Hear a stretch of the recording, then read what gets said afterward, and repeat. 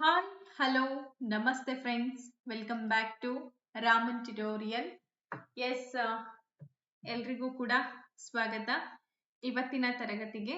ಇವತ್ತು ಸಮಾಜ ವಿಜ್ಞಾನದ 2017ರ ಪ್ರಶ್ನೆ ಪತ್ರಿಕೆಯನ್ನ ಬಿಡಿಸ್ತಾ ಇದ್ದೀನಿ. ಹೋಪ್ಸೋ ನೆನ್ನೆ ತರಗತಿಯನ್ನ ಇವತ್ತು ಕಂಟಿನ್ಯೂ ಮಾಡ್ತಾ ಇರೋದು. ನೆನ್ನೆ ನೀವು ನೋಡಿದ್ರೆ ಅದರ ಬ್ಯಾಕಪ್ ನಿಮಗೆ ಸಿಗುತ್ತೆ. ಓಕೆ, ನೆನ್ನೆ ನಾವು ಸುಮಾರು ಒಂದು 25 ಕ್ವಶನ್ಸ್ ಗಳನ್ನ ಡಿಸ್ಕಷನ್ ಮಾಡಿದ್ವಿ. ಇವತ್ತು ಉಳಿದಂತ ಎಲ್ಲಾ ಪ್ರಶ್ನೋತ್ತರಗಳನ್ನ ವಿವರಣಾತ್ಮಕವಾಗಿ ತಿಳಿಸುವಂತಹ ಒಂದು ಪ್ರಯತ್ನವನ್ನ ಈ ಒಂದು ತರಗತಿ ಮೂಲಕ ನಾನು ಮಾಡ್ತಾ ಹೋಗ್ತೀನಿ. ಕಂಪ್ಲೀಟ್ ಆಗಿ ವಿಡಿಯೋ ನೋಡಿದ್ರೆ ನಿಮ್ಗೆ ಕ್ಲಾರಿಟಿ ಸಿಗ್ತಾ ಹೋಗುತ್ತೆ.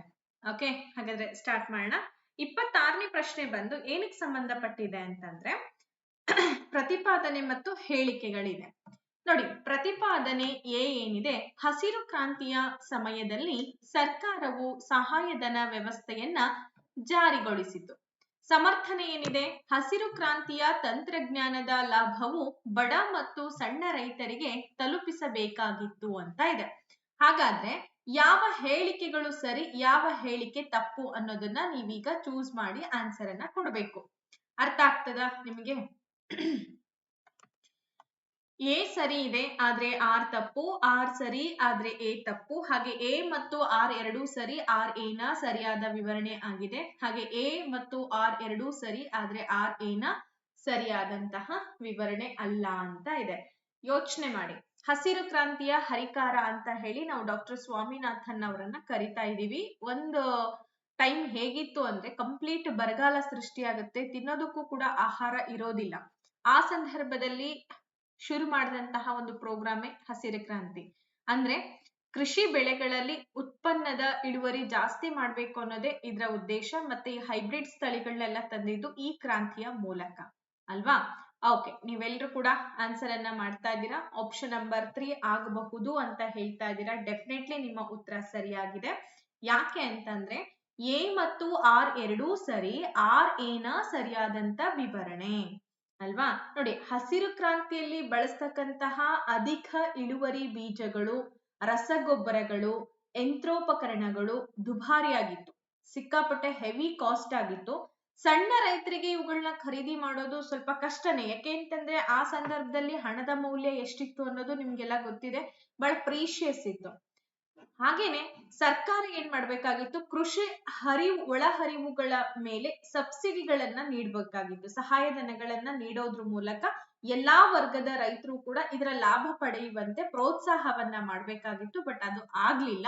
ಹಂಗಾಗಿ ಸಣ್ಣ ಸಣ್ಣ ರೈತರಿಗೆ ಇದು ತಲುಪೋದಕ್ಕೆ ಸಾಧ್ಯ ಆಗ್ಲಿಲ್ಲ. ಇವಾಗೆಲ್ಲರೂ ಅಳವಡಿಸ್ಕೊಳ್ತಾರೆ, ಬಟ್ ಆವಾಗ ಅಳವಡಿಸ್ಕೊಳ್ಳೋದಕ್ಕೆ ತುಂಬಾ ಕಷ್ಟ ಆಯ್ತು. ನೆಕ್ಸ್ಟ್ ಕ್ವಶನ್ ಬರೋಣ.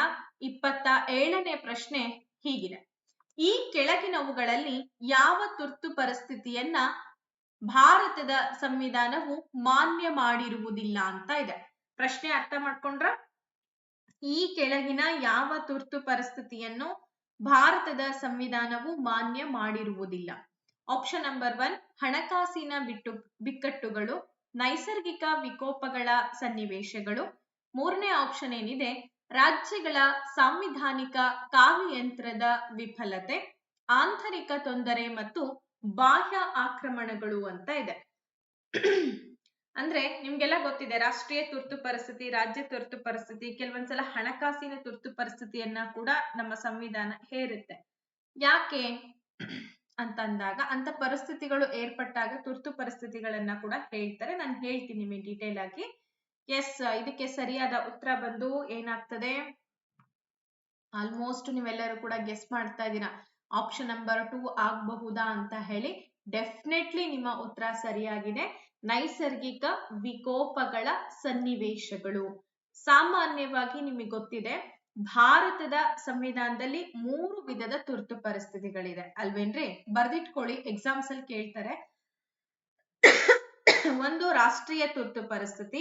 ಇದು ವಿಧಿ 352 ಹೇಳುತ್ತೆ, ನೆನ್ಪಿಟ್ಕೊಳ್ಳಿ. 352ನೇ ವಿಧಿ ಪ್ರಕಾರ ರಾಷ್ಟ್ರೀಯ ತುರ್ತು ಪರಿಸ್ಥಿತಿಯನ್ನ ಹೇರ್ಬೋದು.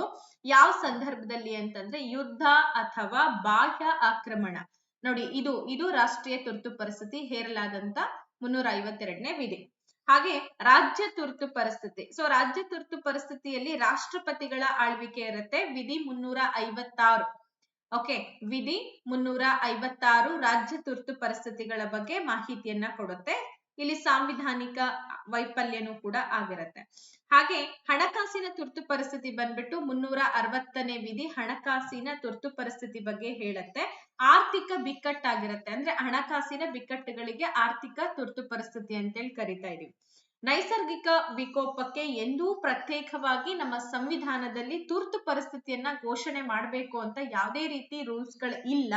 ಅದನ್ನ ವಿಪತ್ತು ನಿರ್ವಹಣಾ ಕಾಯ್ದೆ ಅಡಿಯಲ್ಲಿ ನಿರ್ವಹಣೆ ಮಾಡಲಾಗುತ್ತೆ. ಫಾರ್ ಎಕ್ಸಾಂಪಲ್, ಈಗ ಭೂಕಂಪ ಆಗಿರ್ಬೋದು, ಜ್ವಾಲಾಮುಖಿಗಳಾಗಿರ್ಬೋದು, ನದಿ ಪ್ರವಾಹಗಳು, ಸುನಾಮಿಗಳು, ಇವೆಲ್ಲವನ್ನ ನಾವು ನೈಸರ್ಗಿಕ ವಿಕೋಪಗಳು ಅಂತ ಕರಿತೀವಿ. ಇವಕ್ಕೆ ಅಂತೇಳಿ ತುರ್ತು ಪರಿಸ್ಥಿತಿಯನ್ನ ನಮ್ಮ ಸಂವಿಧಾನ ಮಾನ್ಯ ಮಾಡಿಲ್ಲ.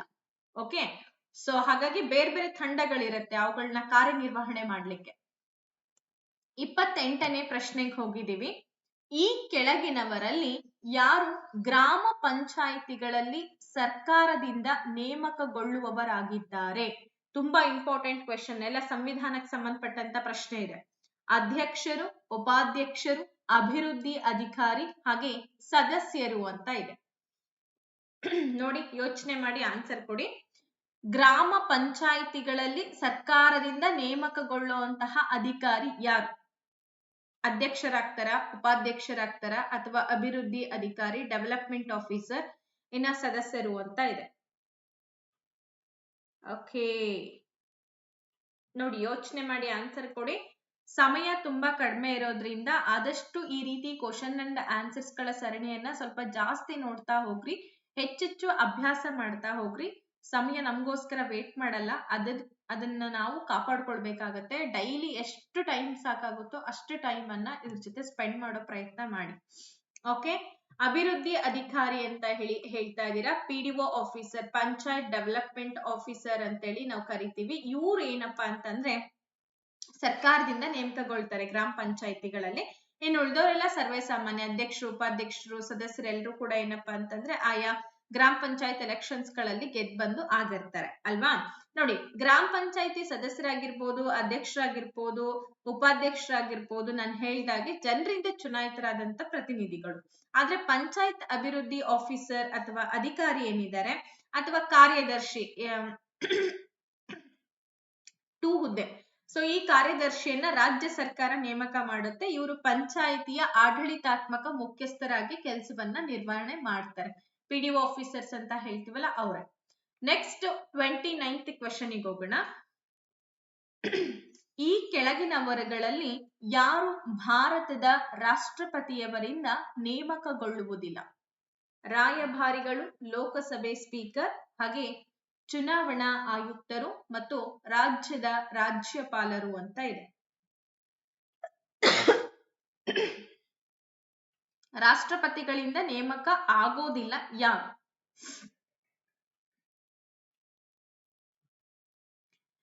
ಇವತ್ತಿನ ಕ್ವಶನ್ ಪೇಪರ್ ಇದನ್ನ ಕಂಪ್ಲೀಟ್ ಆಗಿ ಕವರ್ ಆಗುತ್ತೆ. 2017ರ ಪ್ರಶ್ನೆ ಪತ್ರಿಕೆ. ಮತ್ತೆ ನಾನು 18ರಲ್ಲಿ ಇಲ್ಲ ಅನ್ಸುತ್ತೆ, ನೋಡೋಣ. 17 ಸಿಕ್ಕರೆ 18, 19, 20, 21 ಹೀಗೆ ಅಷ್ಟು ಕ್ವಶನ್ ಪೇಪರ್ ಅನ್ನ ಒಂದ್ ಕಡೆಯಿಂದ ಸಾಲ್ವ್ ಮಾಡ್ತಾ ಹೋಗ್ತೀನಿ. ಅದ್ರ ಬೆನಿಫಿಟ್ಸ್ ಅನ್ನ ತಗೊಳ್ಳಿ ಇಂಪಾರ್ಟೆಂಟ್ ಆಗಿ. ಓಕೆ, ಆಲ್ಮೋಸ್ಟ್ ಎಲ್ಲರೂ ಹೇಳ್ತಾ ಇದ್ದೀರಾ ಆಪ್ಷನ್ ನಂಬರ್ 2 ಲೋಕಸಭೆಯ ಸ್ಪೀಕರ್ ಅಂತ ಹೇಳಿ. ನಿಮ್ಮ ಉತ್ತರ ಸರಿಯಾಗಿದೆ. ಲೋಕಸಭೆ ಸ್ಪೀಕರ್ ನಮ್ಮ ರಾಷ್ಟ್ರಪತಿಗಳಿಂದ ನೇಮಕಗೊಳ್ಳಲ್ಲ. ಯಾಕೆ ಅಂತಂದ್ರೆ ಹೇಳ್ತೀನಿ ಕೇಳಿ. ಇವರನ್ನ ಲೋಕಸಭಾ ಸದಸ್ಯರು ತಮ್ಮಲ್ಲೇ ಒಬ್ಬರನ್ನ ಚುನಾವಣೆ ಮಾಡ್ತಾರೆ. ಸೊ ಇವರನ್ನ ರಾಷ್ಟ್ರಪತಿಗಳು ನೇಮಕ ಮಾಡೋದಿಲ್ಲ. ರಾಜ್ಯಪಾಲರು, ಚುನಾವಣಾ ಆಯುಕ್ತರು, ಸುಪ್ರೀಂ ಕೋರ್ಟ್ ನ್ಯಾಯಾಧೀಶರು ಮತ್ತು ರಾಯಭಾರಿಗಳನ್ನ ರಾಷ್ಟ್ರಪತಿಗಳೇ ನೇಮಕ ಮಾಡ್ತಾರೆ. ನೋಡಿ, ಈ ಚುನಾವಣಾ ಆಯುಕ್ತರಾಗಿರ್ಬೋದು, ರಾಜ್ಯದ ರಾಜ್ಯಪಾಲರಾಗಿರ್ಬೋದು, ರಾಯಭಾರಿಗಳಾಗಿರ್ಬೋದು, ಸೊ ಈ 3 ವ್ಯಕ್ತಿಗಳನ್ನ ಆಯ್ಕೆ ಮಾಡೋರು ರಾಷ್ಟ್ರಪತಿಗಳು. ಆದ್ರೆ ಲೋಕಸಭಾ ಸ್ಪೀಕರ್ ಏನಿದೆ ಅವರು ಲೋಕಸಭೆಯ ಸದಸ್ಯರಲ್ಲಿ ಆಯ್ಕೆಯಾದಂತಹ ವ್ಯಕ್ತಿ ಆಗಿರ್ತಾರೆ. ಓಕೆ, ಭಾರತದ ಸಂವಿಧಾನದ ಕೆಲವು ಲಕ್ಷಣಗಳನ್ನ ಈ ಕೆಳಗೆ ನೀಡಲಾಗಿದೆ. ಸಮಾಜವಾದಿ, ವ್ಯಕ್ತಿ ಸ್ವಾತಂತ್ರ್ಯ, ಸಾರ್ವಭೌಮತ್ವ, ಜಾತ್ಯತೀತ ಅಂತ ಇದೆ. ಹಾಗಾದ್ರೆ ಈ ಮೇಲಿನವುಗಳಲ್ಲಿ ಯಾವುದನ್ನ ಸಂವಿಧಾನದ 42ನೇ ತಿದ್ದುಪಡಿಯಂತೆ ಸೇರಿಸಲಾಗಿದೆ? 42ನೇ ತಿದ್ದುಪಡಿ ಮಿನಿ ಸಂವಿಧಾನ ಅಂತ ಕರಿತೀವಿ. ಯಾಕೆ ಏನು ಅನ್ನೋದ್ರ ಬಗ್ಗೆ ನಾನು ಹೇಳ್ತೀನಿ ನಿಮಗೆ.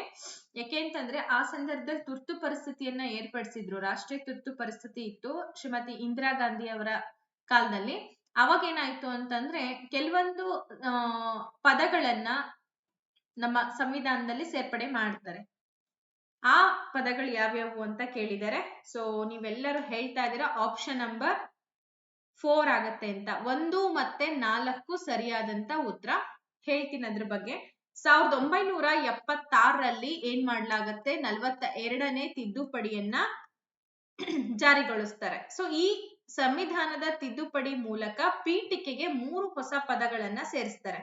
ಒಂದು ಸಮಾಜವಾದಿ, ಇನ್ನೊಂದು ಜಾತ್ಯತೀತ, ಇನ್ನೊಂದು ಐಕ್ಯತೆ. ನೆನ್ಪಿಟ್ಕೊಳ್ಳಿ, ಸೋಷಿಯಲಿಸ್ಟ್, ಸೆಕ್ಯುಲರ್ ಅಂಡ್ ಇಂಟಿಗ್ರಿಟಿ ಅಂತ 3 ಪದಗಳನ್ನ ಸೇರ್ಪಡೆ ಮಾಡ್ತಾರೆ 42ನೇ ತಿದ್ದುಪಡಿಯಲ್ಲಿ. ಹಾಗೆ ಸಾರ್ವಭೌಮತ್ವ ಮತ್ತೆ ಪ್ರಜಾಪ್ರಭುತ್ವ, ಈ ಪದಗಳೇನಿದೆ ಮೊದಲೇನೆ ನಮ್ಮ ಸಂವಿಧಾನದ ಪೀಠಿಕೆಯಲ್ಲಿ ಇದ್ದಂತಹ ಪದಗಳು 42ನೇ ತಿದ್ದುಪಡಿಯಲ್ಲಿ 1976ರಲ್ಲಿ ಈ ಪದಗಳನ್ನ ಸೇರ್ಪಡೆ ಮಾಡ್ತಾರೆ. ಐಕ್ಯತೆ, ಸಮಾಜವಾದಿ ಹಾಗೆ ಜಾತ್ಯತೀತ. ನೆನ್ಪಿಟ್ಕೊಳ್ಳಿ. ಇನ್ನ ಈ ಕೆಳಗಿನ ಹೇಳಿಕೆಗಳು ಸರಿ ಅಥವಾ ತಪ್ಪು ಎಂಬ ಅನುಕ್ರಮವಾದಂತಹ ಜೋಡಿಯನ್ನ ಆಯ್ಕೆ ಮಾಡಿ ಅಂತ ಕೊಟ್ಟಿದ್ದಾರೆ. ಸರಿ ಅನ್ನೋದಕ್ಕೆ ಟಿ ಅಂತ ಹೇಳಿ, ತಪ್ಪು ಅನ್ನೋದಕ್ಕೆ ಎಫ್ ಅಂತ ಹೇಳಿ ನೀವು ಗುರುತಿಸ್ಬೇಕು. ಇಲ್ಲಿ ಏನ್ ಮಾಡಿದ್ದಾರೆ, ಫಸ್ಟ್ 4 ಆಯ್ಕೆಗಳನ್ನ ಕೊಟ್ಬಿಟ್ಟು ಯಾವ್ದು ಸರಿ ಯಾವ್ದು ತಪ್ಪು ಅನ್ನೋದಕ್ಕೆ ಈ ರೀತಿ ಆಪ್ಷನ್ಸ್ ಗಳನ್ನ ಕೊಟ್ಟಿದ್ದಾರೆ. ಆಕ್ಚುಲಿ ಈ ತರ ಬಂದಂತ ಕ್ವಶನ್ಸ್ ಗಳಿಗೆ ಕನ್ಫ್ಯೂಷನ್ ಮಾಡ್ಕೋಬಾರ್ದು. ಯಾವಾಗ್ಲೂ ಆರಾಮಾಗಿ ಕೂಲ್ ಆಗಿ ಯೋಚನೆ ಮಾಡಿ ಆನ್ಸರ್ ಮಾಡ್ಬೇಕು. ಅದಕ್ಕೆ ನಾನು ಸೋಷಿಯಲ್ ಸೈನ್ಸ್ಗೆ ಸ್ವಲ್ಪ ಜಾಸ್ತಿ ಸಮಯ ಕೊಡಿ. ಟೈಮ್ ಮ್ಯಾನೇಜ್ ಮಾಡೋದು ಬಹಳ ಇಂಪಾರ್ಟೆಂಟ್ ಆಗುತ್ತೆ ಎಕ್ಸಾಮ್ ನಲ್ಲಿ. ಹಣಕಾಸಿನ ಮಸೂದೆಯನ್ನ ಮೊದಲು ರಾಜ್ಯಸಭೆಯಲ್ಲಿಯೇ ಮಂಡಿಸಬೇಕು. ಲೋಕಸಭೆ ಮತ್ತು ರಾಜ್ಯಸಭೆ ಎರಡೂ ಕೂಡ ಸಂವಿಧಾನ ತಿದ್ದುಪಡಿಯ ಅಧಿಕಾರವನ್ನ ಹೊಂದಿವೆ. ಸಂಸತ್ತು 2 ಅಥವಾ ಅದಕ್ಕಿಂತ ಹೆಚ್ಚು ರಾಜ್ಯಗಳಿಗೆ ಒಂದೇ ಉಚ್ಚ ನ್ಯಾಯಾಲಯ ಸ್ಥಾಪನೆ ಮಾಡುವ ಅಧಿಕಾರವನ್ನ ಹೊಂದಿದೆ. ಸಚಿವರು ವೈಯಕ್ತಿಕವಾಗಿ ರಾಷ್ಟ್ರಪತಿಯವರಿಗೆ ಜವಾಬ್ದಾರರಾಗಿರುತ್ತಾರೆಯೇ ಹೊರತು ಸಾಮೂಹಿಕವಾಗಿ ಲೋಕಸಭೆಗಳಿಗಲ್ಲ ಅಂತ ಇದೆ. ಎಸ್, 4 ಹೇಳಿಕೆಗಳಲ್ಲಿ ಯಾವ್ದು ತಪ್ಪು ಯಾವ್ದು ಸರಿ ಅನ್ನೋದನ್ನ ನೀವು ಚೂಸ್ ಮಾಡ್ಬೇಕು. ಯೋಚನೆ ಮಾಡಿ ಕರೆಕ್ಟ್ ಆಗಿ. ಇಲ್ಲಿ ಆಪ್ಷನ್ಸ್ ಗಳಿದೆ. ಸರಿ ಅನ್ನೋದಕ್ಕೆ ಟ್ರೂ, ತಪ್ಪು ಅನ್ನೋದಕ್ಕೆ ಫಾಲ್ಸ್. True, falls.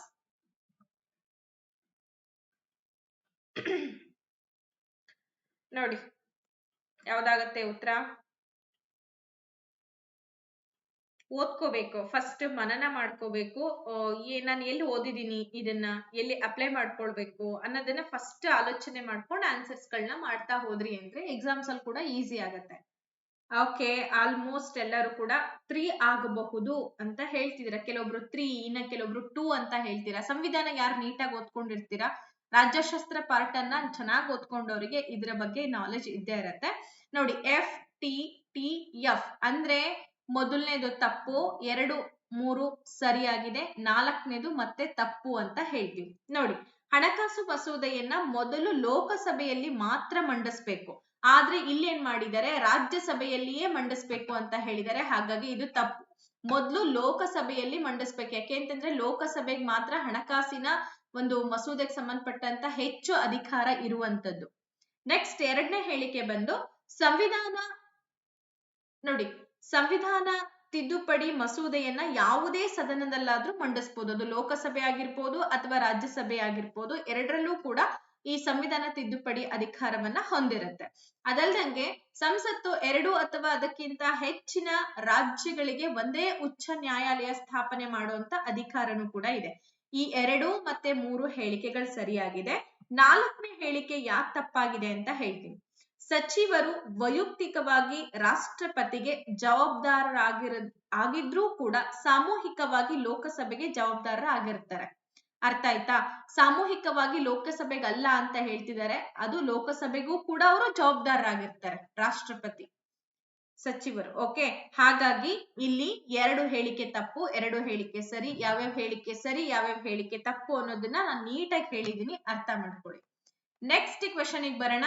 32ನೇ ಪ್ರಶ್ನೆ ಹೀಗಿದೆ.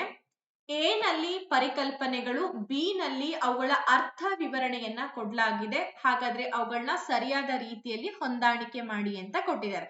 ಎಷ್ಟು ಚೆನ್ನಾಗಿದೆ ಗೊತ್ತಾ ಕ್ವಶನ್ಸ್ ಗಳು. ಈ ರೀತಿ ಬಂತು ಅಂದ್ರೆ ಸ್ವಲ್ಪ ನಿಮಗೆ ಟ್ವಿಸ್ಟೆಡ್ ಅಂತ ಅನ್ಸುತ್ತೆ, ಸಮಯ ಬೇಕಾಗತ್ತೆ. ಆಕ್ಚುಲಿ ಮೋರ್ ಓವರ್ ನಿಮಗೆ ಸಮಯ ಬೇಕು, ಸಮಯ ನೀವು ಉಳಿಸ್ಕೊಳ್ಬೇಕು. ಈ ರೀತಿ ಕ್ವಶನ್ಸ್ ಗಳು ಬಂತು ಅಂದ್ರೆ ನಾನು ಕೊನೆಗೆ ಅಟೆಂಡ್ ಮಾಡಕ್ ಆಗ್ಲೇ ಇಲ್ಲ ಮೇಡಮ್ ಅಂತ ಹೇಳಲೇಬಾರ್ದು.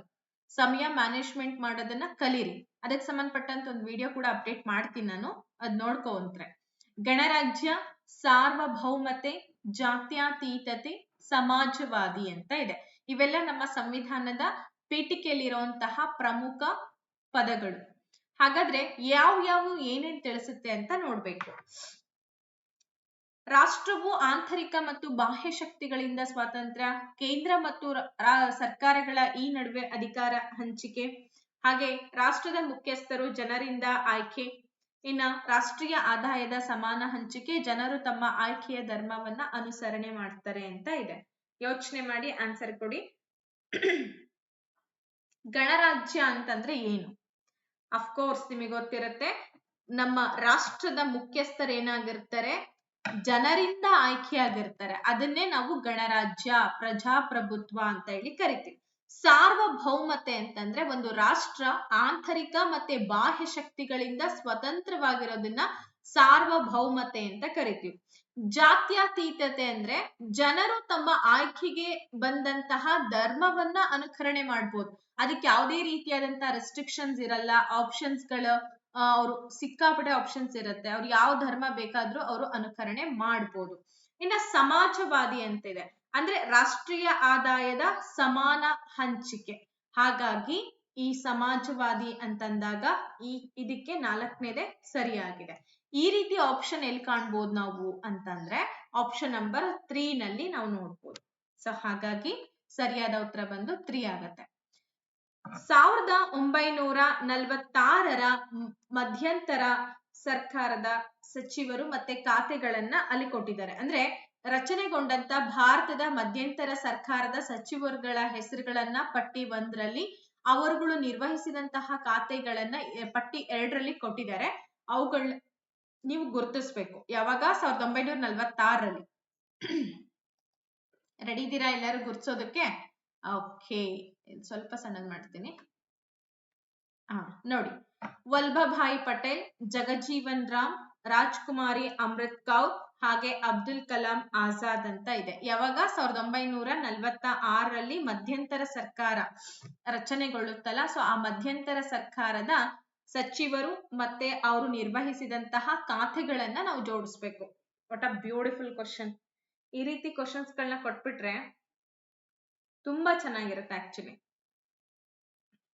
ನೋಡಿ, ವಲ್ಲಭಭಾಯಿ ಪಟೇಲ್, ಸರ್ದಾರ್ ವಲ್ಲಭಭಾಯಿ ಪಟೇಲ್ ಅಂತ ಹೇಳ್ತೀವಿ. ಯೋಚನೆ ಮಾಡಿ, ಇಲ್ಲಿ ಆಪ್ಷನ್ಸ್ ಗಳನ್ನ ಕೊಟ್ಟಿದೀವಿ, ಇಲ್ಲಿ ನೋಡ್ಕೊಂಡಿದ್ದು ಆನ್ಸರ್ಸ್ ಗಳನ್ನ ಮಾಡ್ತಾ ಹೋಗಿ. ನಿಮಗೆಲ್ಲ ಗೊತ್ತಿದೆ ಸರ್ದಾರ್ ವಲ್ಲಭಭಾಯಿ ಪಟೇಲ್ ಅವರು ಗೃಹ ಸಚಿವರಾಗಿದ್ರು ಅಂತ. ಗೃಹ ಮತ್ತೆ ಮಾಹಿತಿ ಪ್ರಸಾರ ಎರಡನ್ನೂ ಕೂಡ ಇವರು ಅಧಿಕಾರಕ್ಕೆ ತೆಗೆದುಕೊಂಡಿದ್ದು. ಒಂದು ನಾನು ಹೇಳ್ತೀನಿ, ಏನ್ ಉಳಿದವನ್ನ ಬೇಗ ಜೋಡಿಸಿ, ಕಮಾನ್ ಕ್ವಿಕ್ ಆಗಿ ಆನ್ಸರ್ಸ್ ಬರ್ಲಿ, ಟೈಮ್ ಇಲ್ಲ, ಸುಮಾರು ಕ್ವಶನ್ಸ್ ಗಳಿದೆ, ಎಲ್ಲವನ್ನ ಎಂಗೇಜ್ ಮಾಡ್ಲೇಬೇಕು ಇವತ್ತು. ಹಾಗೆ ಜಗಜೀವನ್ ರಾಮ್ ಬಂದ್ಬಿಟ್ಟು ಕಾರ್ಮಿಕ ಖಾತೆ ಇರುತ್ತೆ. ಓಕೆ, ನೆಕ್ಸ್ಟ್ ರಾಜ್ಕುಮಾರಿ ಅಮೃತ್ ಕೌರ್ ಬಂದು ಆರೋಗ್ಯ. ನೋಡಿ, ಸ್ವತಂತ್ರ ಭಾರತದ ಮೊದಲ ಸಂಪುಟ ಅಂತ ಹೇಳಿ ಕರಿತೀವಿ. ಹಾಗೆ ಅಬ್ದುಲ್ ಕಲಾಂ ಆಜಾದ್, ಇವ್ರದು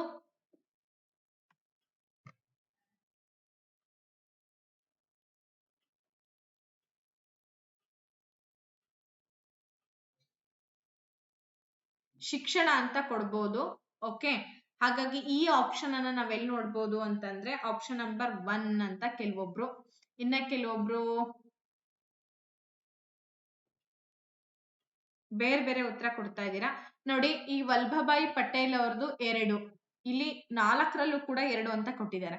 ಜಗಜೀವನ್ ರಾಮ್ ಅವ್ರದ್ದು 1, ಇಲ್ಲಿ ಬಿ, ಈ 4ನೇದ್ರಲ್ಲಿ ಮತ್ತೆ 1ನೇದ್ರಲ್ಲಿ 1 ಅಂತ ಇದೆ. ಹಾಗೆ ರಾಜ್ಕುಮಾರಿ ಅಮೃತ್ ಕೌರ್ ಏನಿದ್ದಾರೆ ಆರೋಗ್ಯ, ಸೊ ಆರೋಗ್ಯ ಎಲ್ಲಿ ಕೊಟ್ಟಿದ್ದಾರೆ? ಇಲ್ಲಿದೆ. ನೆಕ್ಸ್ಟ್ ಬಂದ್ಬಿಟ್ಟು ಅಬ್ದುಲ್ ಕಲಾಂ ಆಜಾದ್ ಬಂದ್ಬಿಟ್ಟು 3. ಆಕ್ಚುಲಿ ಆಪ್ಷನ್ ಸ್ವಲ್ಪ ರಾಂಗ್ ಕೊಟ್ಟಿದ್ದಾರೆ ಅವರು. ಹಿಂಗಿದ್ದಾಗ ಏನ್ ಮಾಡ್ಬೇಕಪ್ಪ ಅಂತಂದ್ರೆ ನಾವು ಈ 4 ಅಂತ ಹಾಕ್ ಬಂದಿರ್ಬೇಕು. ಸೊ ಅವ್ರ ಏನ್ ಮಾಡ್ತಾರೆ, ಅದನ್ನ ಸರಿ ಮಾಡ್ಕೊಳ್ತಾರೆ.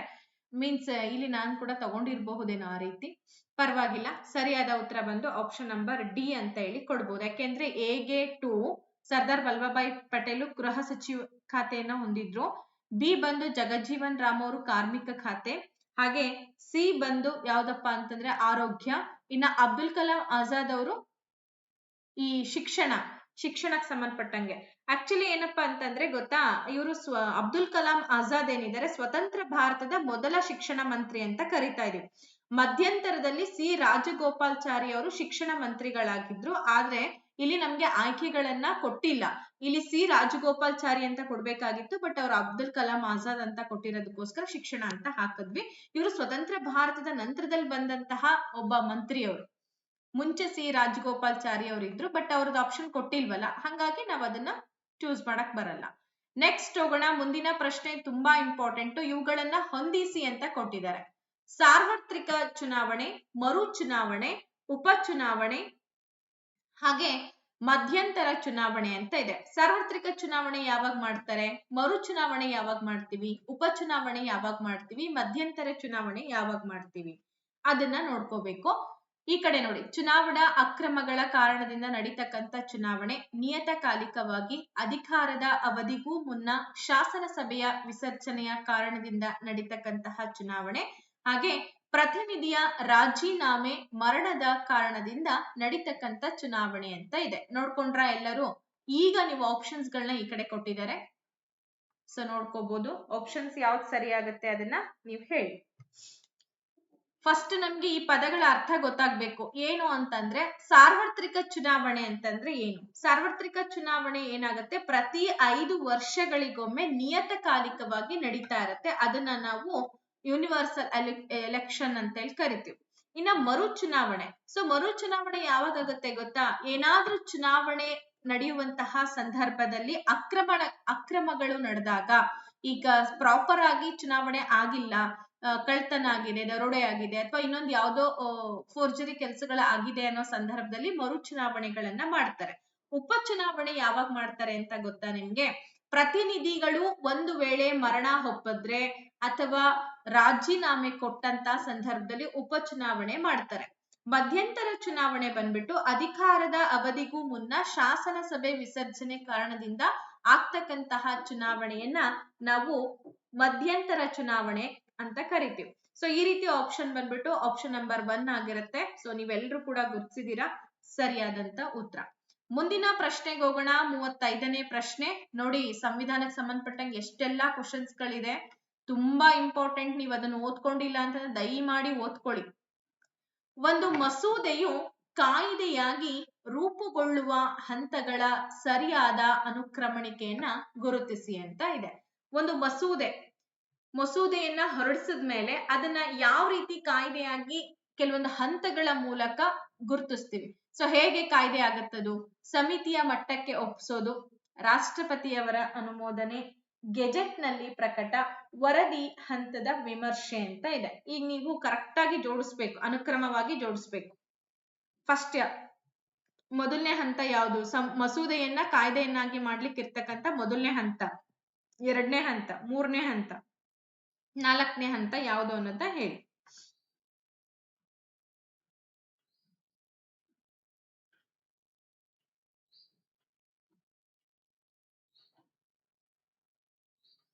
ಯೋಚನೆ ಮಾಡಿ ಆನ್ಸರ್ಸ್ ಕೊಡಿ.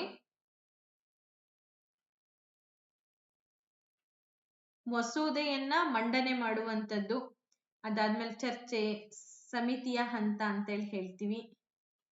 ಓಕೆ, ಎಸ್, ಇಲ್ಲಿ ಆಪ್ಷನ್ ನಂಬರ್ 2 ಸರಿಯಾಗತ್ತೆ. A, D, B, C. A ಏನಿದೆ, ಸಮಿತಿಯ ಮಟ್ಟಕ್ಕೆ ಒಪ್ಸೋದು ಮೊದಲನೇ ಹಂತ, ನಂತರದಲ್ಲಿ ವರದಿ ಹಂತದ ವಿಮರ್ಶೆ, ಅದಾದ್ಮೇಲೆ ಬಿ ರಾಷ್ಟ್ರಪತಿಯವರ ಅನುಮೋದನೆಯನ್ನ ಪಡ್ಕೊಳ್ಳೋದು, ಆಮೇಲೆ ಗೆಜೆಟ್ ನಲ್ಲಿ ಪ್ರಕಟಣೆ ಮಾಡ್ತಾರೆ. ಈಗ ಯಾವುದೇ ಒಂದು ಮಸೂದೆ ಆಗಿರ್ಬೋದು, ಈಗ ನೇಮಕಾತಿಗಳನ್ನ ಮಾಡ್ಕೊಳ್ತೀವಿ ಅಥವಾ ಯಾವುದೇ ಒಂದು ಕಾಯ್ದೆ ಕಾನೂನುಗಳನ್ನ ತರ್ತೀವಿ ಅಂತಂದ್ರೆ ಆ ಕಾಯ್ದೆಯಾಗಿ ಹೊರಗಡೆ ಬರ್ಬೇಕಪ್ಪ ಅಂದ್ರೆ ಇಷ್ಟೆಲ್ಲಾ ಹಂತಗಳನ್ನ ದಾಟಿ ಹೊರಗಡೆ ಬರ್ಬೇಕು.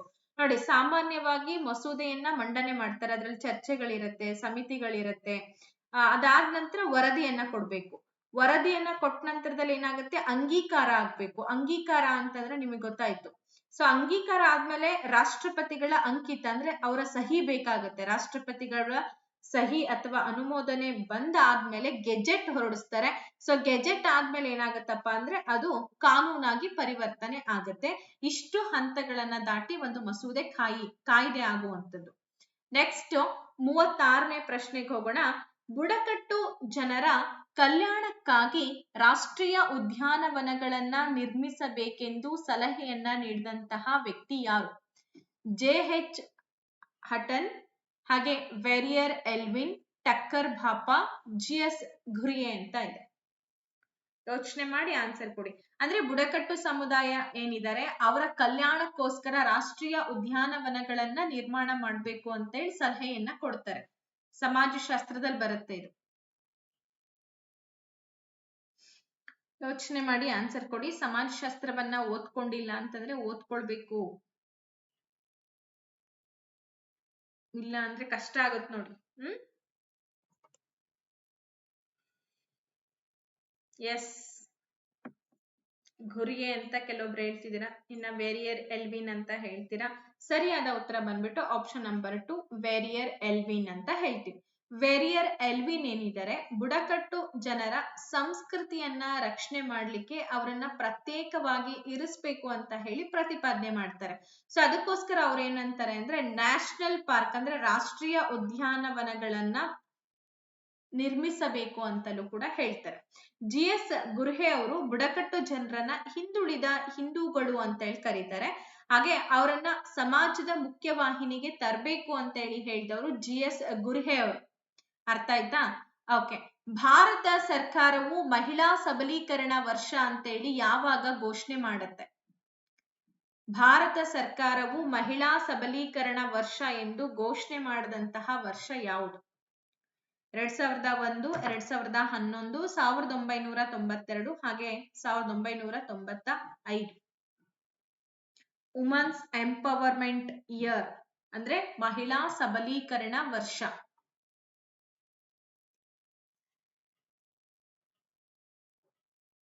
ಇನ್ನು ಸಾಕಷ್ಟು ಪ್ರಶ್ನೆಗಳು ಉಂಟು.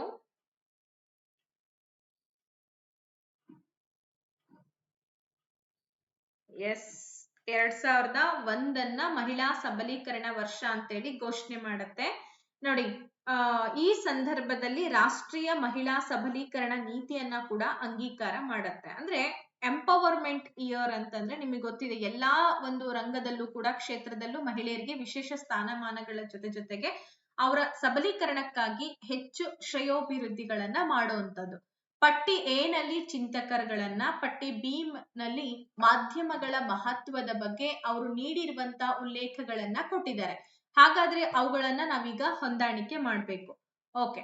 ರಾಬರ್ಟ್ ಪುಟ್ಟಮ್, ಹಾರ್ಕ್ ಹೈಮರ್, ಜರ್ಗಿನ್ ಹೆಬಮಾಸ್, ಜೀನ್ ಬುಡ್ರಿಲಾರ್ಡ್ ಅಂತ ಇದೆ. ಹಾಗಾದ್ರೆ ಈ ಕಡೆ ಅವರು ಮಾಧ್ಯಮಗಳ ಬಗ್ಗೆ ಒಂದು ಮಹತ್ವದ ಉಲ್ಲೇಖಗಳನ್ನ ಕೊಟ್ಟಿದ್ದಾರೆ. ಮಾಧ್ಯಮ ಅಂದ್ರೆ ಒಂದು ಸಾಂಸ್ಕೃತಿಕ ಉದ್ದಿಮೆ, ಕೃತಕ ನೈಜತೆ, ಸಾಮಾಜಿಕ ಬಂಡವಾಳ, ಸಾಮಾಜಿಕ ವಲಯ, ಹೀಗೆ ಅವ್ರಿಗೆ ಅನ್ಸಿದ ರೀತಿಯಲ್ಲಿ ಅವರು ಹೇಳಿದ್ದಾರೆ. ಈಗ ಇದನ್ನ ನಾವು ಕರೆಕ್ಟ್ ಆಗಿ ಯೋಚನೆ ಮಾಡಿ ಆನ್ಸರ್ಸ್ ಗಳನ್ನ ಜೋಡಿಸ್ಬೇಕು, ಹೊಂದಿಸಿ ಬರಿಬೇಕು. 2017ರಲ್ಲಿ ಬರೀ ಈ ತರ ಕ್ವಶನ್ಸ್ ಗಳನ್ನ ಕೇಳಿದ್ದಾರೆ. ಮತ್ತೆ 2020-21 ಸ್ವಲ್ಪ ನಾರ್ಮಲ್ ಕ್ವಶನ್ಸ್ ಗಳಿದೆ, ಟಫ್ ಅಂತ ಅನ್ಸಲ್ಲ. ಈ ಕ್ವಶನ್ಸ್ ಗಳು ನೋಡಿ ಹೇಗಿದೆ. ಕಂಪಲ್ಸರಿ ಓದಿರ್ಲೇಬೇಕು ಇದಕ್ಕೆ. ನಾವು ಓದಿಲ್ಲ ಸುಮ್ನೆ ಹೋಗಿ ಗೆಸ್ ಮಾಡಿ ಬರಿತೀವಿ ಅಂತಂದ್ರೆ ಎಷ್ಟೋ ಉತ್ತರಗಳು ರಾಂಗ್ ಆಗ್ಬಿಡತ್ತೆ. ರಾಬರ್ಟ್ ಪುಟ್ಟಮ್ ಅವರು ಮಾಧ್ಯಮಗಳ ಬಗ್ಗೆ ಯಾವ ಒಂದು ಉಲ್ಲೇಖವನ್ನ ಮಾಡಿದ್ದಾರೆ ಅಂತಂದ್ರೆ ಅದು ಸಾಮಾಜಿಕ ಬಂಡವಾಳ ಅಂತ ಹೇಳ್ತಾರೆ. ಹಾರ್ಕ್ ಹೈಮರ್ ಅವ್ರು ಏನ್ ಹೇಳ್ತಾರೆ ಅಂದ್ರೆ ಇದೊಂದು ಸಾಂಸ್ಕೃತಿಕ ಉದ್ದಿಮೆ ಅಂತ ಹೇಳಿ ಹೇಳ್ತಾರೆ. ಹಾಗೆ ಜರ್ಗಿಸ್ ಹೆಬಮಾಸ್ ಏನಿದ್ದಾರೆ ಸಾಮಾಜಿಕ ವಲಯ ಅಂತ ಕರೆದ್ರು. ಜೀನ್ ಬುಡ್ರಿಲಾರ್ಡ್ ಅವರು ಕೃತಕ ನೈಜತೆ ಅಂತ ಕರೀತಾರೆ. ಹಾಗಾಗಿ ಎ ಗೆ 3, ಬಿ ಗೆ 1, ಸಿ ಗೆ 4, ಡಿ ಗೆ 2. ಈ ಉತ್ತರ ಎಲ್ಲಿದೆ ಅಂತಂದ್ರೆ ನಾನು ನಿಮಗೆ ಆಪ್ಷನ್ ತೋರಿಸ್ಲಿಲ್ಲ. ಇದನ್ನ ಸರಿಯಾದ ಉತ್ತರ ಬಂದು ಆಪ್ಷನ್ ನಂಬರ್ ಡಿ ಆಗತ್ತೆ. ಈ ತರ ಕ್ವಶನ್ಸ್ ಗಳನ್ನ ಬಹಳ ಕೇರ್ಫುಲ್ ಆಗಿ ನೋಡ್ಕೋಬೇಕು ಅಂತ ಪ್ರತಿ ಸಲ ಹೇಳ್ತಿರ್ತೀನಿ, ನೆನ್ಪಿಟ್ಕೊಳ್ಳಿ. ಅಸ್ಪೃಶ್ಯತಾ ಅಪರಾಧ ಕಾಯ್ದೆಯು ತಿದ್ದುಪಡಿಯಾದಂತಹ ರೂಪ ಅಂದ್ರೆ ಯಾವ ರೀತಿ ಇದನ್ನ ತಿದ್ದುಪಡಿ ಮಾಡಿದ್ರು? ನಾಗರಿಕ ಹಕ್ಕುಗಳ ಸಂರಕ್ಷಣಾ ಕಾಯ್ದೆ ಅಂತ ಮಾಡಿದ್ರ, ಪರಿಶಿಷ್ಟ ಜಾತಿ ಪರಿಶಿಷ್ಟ ಪಂಗಡಗಳ ಆಯೋಗ, ಪರಿಶಿಷ್ಟ ಜಾತಿ ಪರಿಶಿಷ್ಟ ಪಂಗಡಗಳ ಪುನರ್ವಸತೀಕರಣ ಕಾಯ್ದೆ, ಹಾಗೆ ರಾಷ್ಟ್ರೀಯ ಮಾನವ ಹಕ್ಕುಗಳ ಆಯೋಗ ಅಂತ ಇದೆ.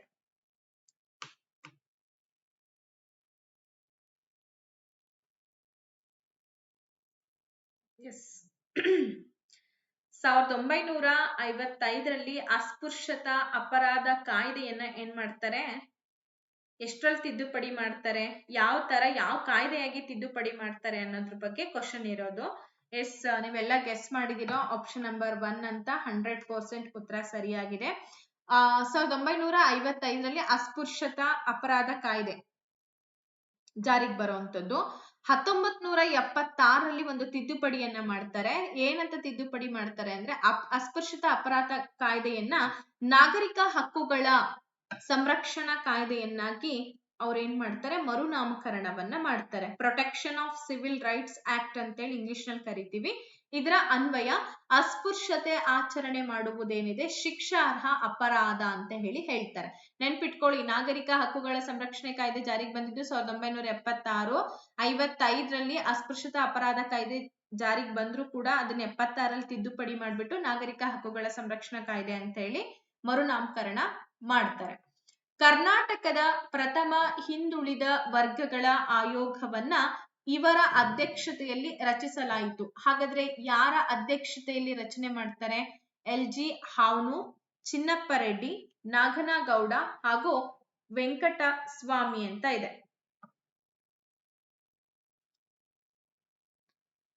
ಹಿಂದುಳಿದ ವರ್ಗಗಳ ಆಯೋಗ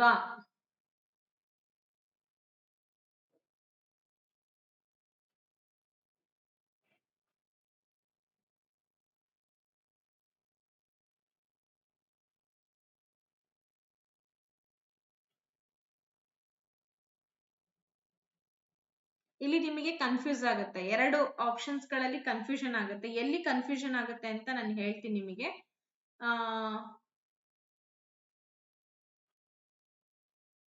ನೋಡಿ, ಯೋಚನೆ ಮಾಡಿ. ಕೆಲವೊಬ್ರು ನಾಗನಗೌಡ ಸಮಿತಿ ಅಂತಾನು ಕೂಡ ಹೇಳ್ತೀರಾ, ಇನ್ನ ಕೆಲವೊಬ್ರು LG ಹಾವ್ನೂರ್ ಅಂತಾನು ಕೂಡ ಹೇಳ್ತೀರಾ. ಎರಡೂ ಆಯೋಗಗಳು ಕೂಡ ಹಿಂದುಳಿದ ವರ್ಗಗಳ ಆಯೋಗಗಳಿಗೆ ಸಂಬಂಧಪಟ್ಟಂತ ಮಾಹಿತಿಯನ್ನ ಒದಗಿಸುವಂತ ಆಯೋಗಗಳು ಎರಡೂ ಕೂಡ.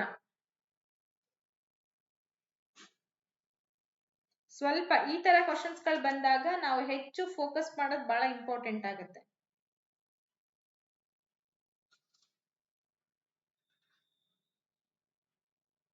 ಓಕೆ, ಯೋಚನೆ ಮಾಡಿದ್ರ ಎಲ್ರು ಕೂಡ?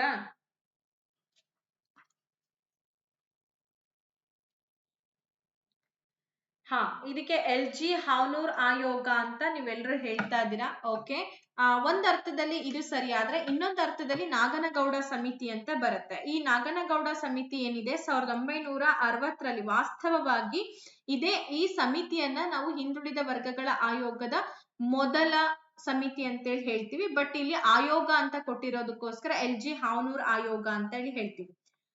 LG ಹಾವ್ನೂರ್ ಆಯೋಗ ಬಂದು 1972ರ ಮೊದಲ ಆಯೋಗ ಅಂತ ಹೇಳ್ತೀವಿ.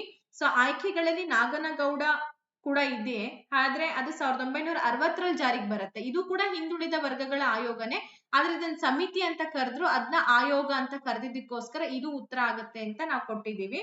ಜೊತೆಗೆ ಸಾಮಾನ್ಯವಾಗಿ ಹಾವ್ನೂರ್ ಆಯೋಗವನ್ನ ಮೊದಲ ಹಿಂದುಳಿದ ವರ್ಗಗಳ ಆಯೋಗ ಅಂತ ಹೇಳಿ ಪರಿಗಣಿಸ್ತಾರೆ.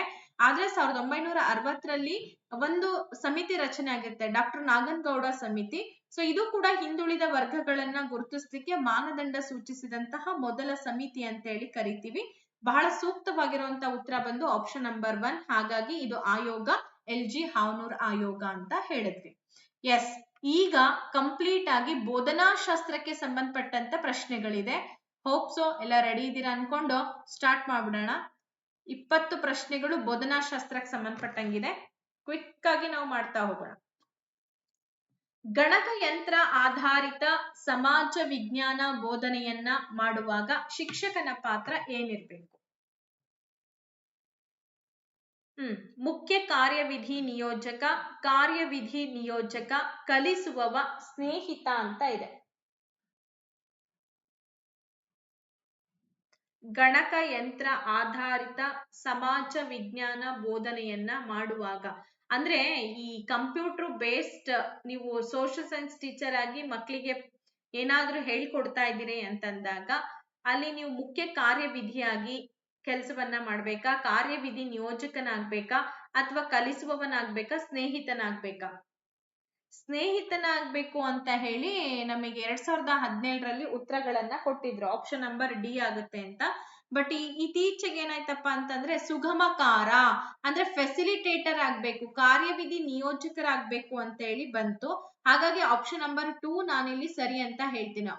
ಕೀ ಆನ್ಸರ್ ಅಲ್ಲಿ ಸ್ನೇಹಿತ ಅಂತ ಕೊಟ್ಟಿದ್ದಾರೆ. ಬಟ್ ಇತ್ತೀಚಿನ ಬದಲಾವಣೆಗಳನ್ನ ನೋಡಿದಾಗ ಟೀಚರ್ ಆಸ್ ಅ ಫೆಸಿಲಿಟೇಟರ್ ಅಂತಂದ್ರೆ ಒಬ್ಬ ಸುಗಮಕಾರನಾಗಿ ಕೆಲಸವನ್ನ ಮಾಡ್ಬೇಕಾಗತ್ತೆ. ಗಣಕ ಯಂತ್ರಾಧಾರಿತ ಕಲಿಕೆಯಲ್ಲಿ ಕಂಪ್ಯೂಟರ್ ಮಾಹಿತಿಯನ್ನ ನೀಡುವ ಮುಖ್ಯ ಸಾಧನ ಆಗಿರುತ್ತೆ. ಹಾಗೆ ಇಲ್ಲಿ ಶಿಕ್ಷಕರು ನೇರವಾಗಿ ಪಾಠವನ್ನ ಮಾಡಲ್ಲ, ಅದ್ರ ಬದಲಾಗಿ ಏನ್ ಮಾಡ್ತಾರಪ್ಪ ಅಂತಂದ್ರೆ ವಿದ್ಯಾರ್ಥಿಗಳಿಗೆ ತಂತ್ರಜ್ಞಾನವನ್ನ ಬಳಕೆ ಮಾಡಿಕೊಂಡು ಕಲಿಯೋದಕ್ಕೆ ಅನುವು ಮಾಡಿಕೊಡುವಂತ ಸುಗಮಕಾರ, ಟೀಚರ್ ಆಸ್ ಅ ಫೆಸಿಲಿಟೇಟರ್, ಈ ರೀತಿ ಕಾರ್ಯವನ್ನ ನಿರ್ವಹಣೆ ಮಾಡ್ತಾರೆ. ಸೊ ಇದರಿಂದ ವಿದ್ಯಾರ್ಥಿಗಳಿಗೆ ಏನ್ ಸಹಾಯ ಆಗತ್ತಂತಂದ್ರೆ ಸ್ವಯಂ ಕಲಿಕೆಯಲ್ಲಿ ತೊಡಗಿದಾಗ ಬರುವಂತಹ ಸಮಸ್ಯೆಗಳನ್ನ ಶಿಕ್ಷಕರು ಕೂಡ ಸಾಲ್ವ್ ಮಾಡ್ತಾರೆ. ಹಾಗಾಗಿ ಆಪ್ಷನ್ ನಂಬರ್ 2 ಅಪ್ಡೇಟ್ ಆಗಿದೆ, ಅಪ್ಡೇಟ್ ವರ್ಷನ್ ಅಲ್ಲಿ ಹೇಳ್ತಾ ಇದೆ. ಕ್ರಮಾನುಗತ ಬೋಧನೆಯ ಮೂಲ ತತ್ವಗಳನ್ನ ರೂಪಿಸಿದಂತಹ ಈ ಪರಿಣಿತ ಶಾಸ್ತ್ರಜ್ಞ ಯಾರು? ಥಾಮಸ್ ಎಫ್ ಗಿಲ್ಫರ್ಟ್, ಹಾಗೆ ರಾಬರ್ಟ್ ಮೇಜರ್, ಮತ್ತೆ BF ಸ್ಕಿನ್ನರ್. 4ನೇ ಆಪ್ಷನ್ ಬಂದು ನಾರ್ಮನ್ ಎ ಕೌಡರ್ ಅಂತ ಇದೆ, ಇಲ್ಲಿದೆ ಕೆಳಗಡೆ ಇದೆ, ನಾರ್ಮನ್ ಎ ಕೌಡರ್ ಅಂತ ಇದೆ. ಕ್ರಮಾನುಗತ ಬೋಧನೆ ನೋಡಿ, ಯೋಚನೆ ಮಾಡಿ ಆನ್ಸರ್ ಕೊಡಿ.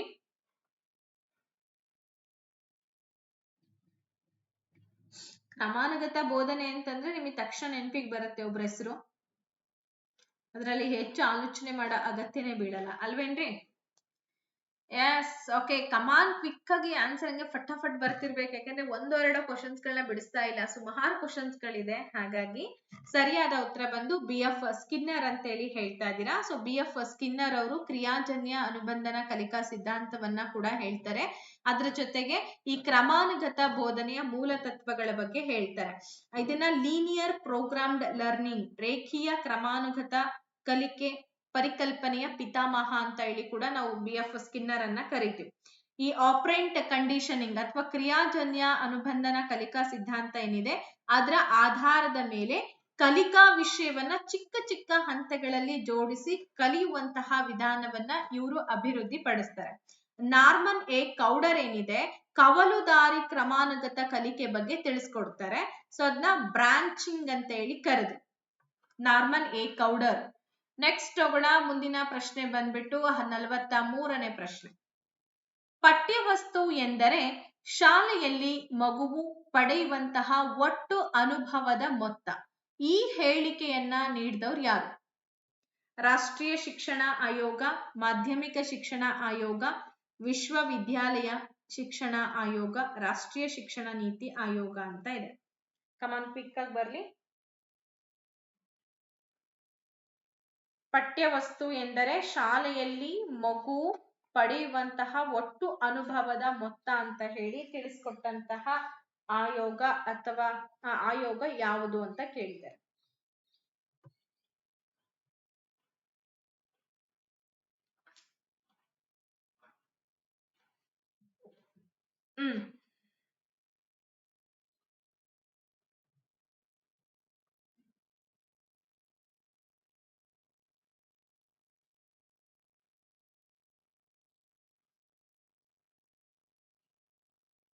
ಓಕೆ, ಇಲ್ಲಿ 1986ರಲ್ಲಿ ರಚಿತವಾದಂತ ರಾಷ್ಟ್ರೀಯ ಶಿಕ್ಷಣ ಆ ನೀತಿ ಏನ್ ಮಾಡುತ್ತೆ ಅಂತಂದ್ರೆ ಪಠ್ಯವಸ್ತು ಅಂದ್ರೆ ಮಗು ಶಾಲೆಯಲ್ಲಿ ಪಡಿತಕ್ಕಂತ ಎಲ್ಲದರ ಒಟ್ಟು ಅನುಭವದ ಮೊತ್ತ ಅಂತ ಹೇಳ್ಬಿಟ್ಟು ರಾಷ್ಟ್ರೀಯ ಪಠ್ಯಕ್ರಮ ನೀತಿ ಹೇಳುತ್ತೆ.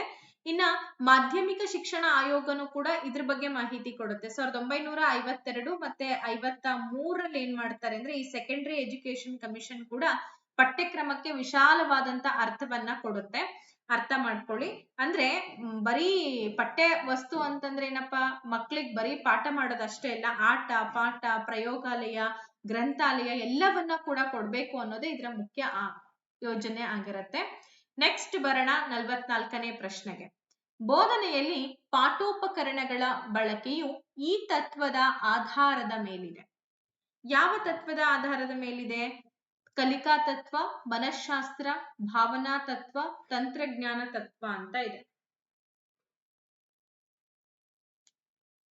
ತುಂಬಾ ಸಿಂಪಲ್. ಯಾಕೆಂದ್ರೆ ಪ್ರತಿದಿನ ನಾವು ಇದನ್ನೇ ಓದ್ತೀವಿ, ಇದ್ರ ಬಗ್ಗೆನೇ ತಿಳ್ಕೊಳ್ತೀವಿ, ಹಾಗಾಗಿ ನಮ್ಗೆ ಅದ್ರ ಬಗ್ಗೆ ಗೊತ್ತಿರಲೇಬೇಕು.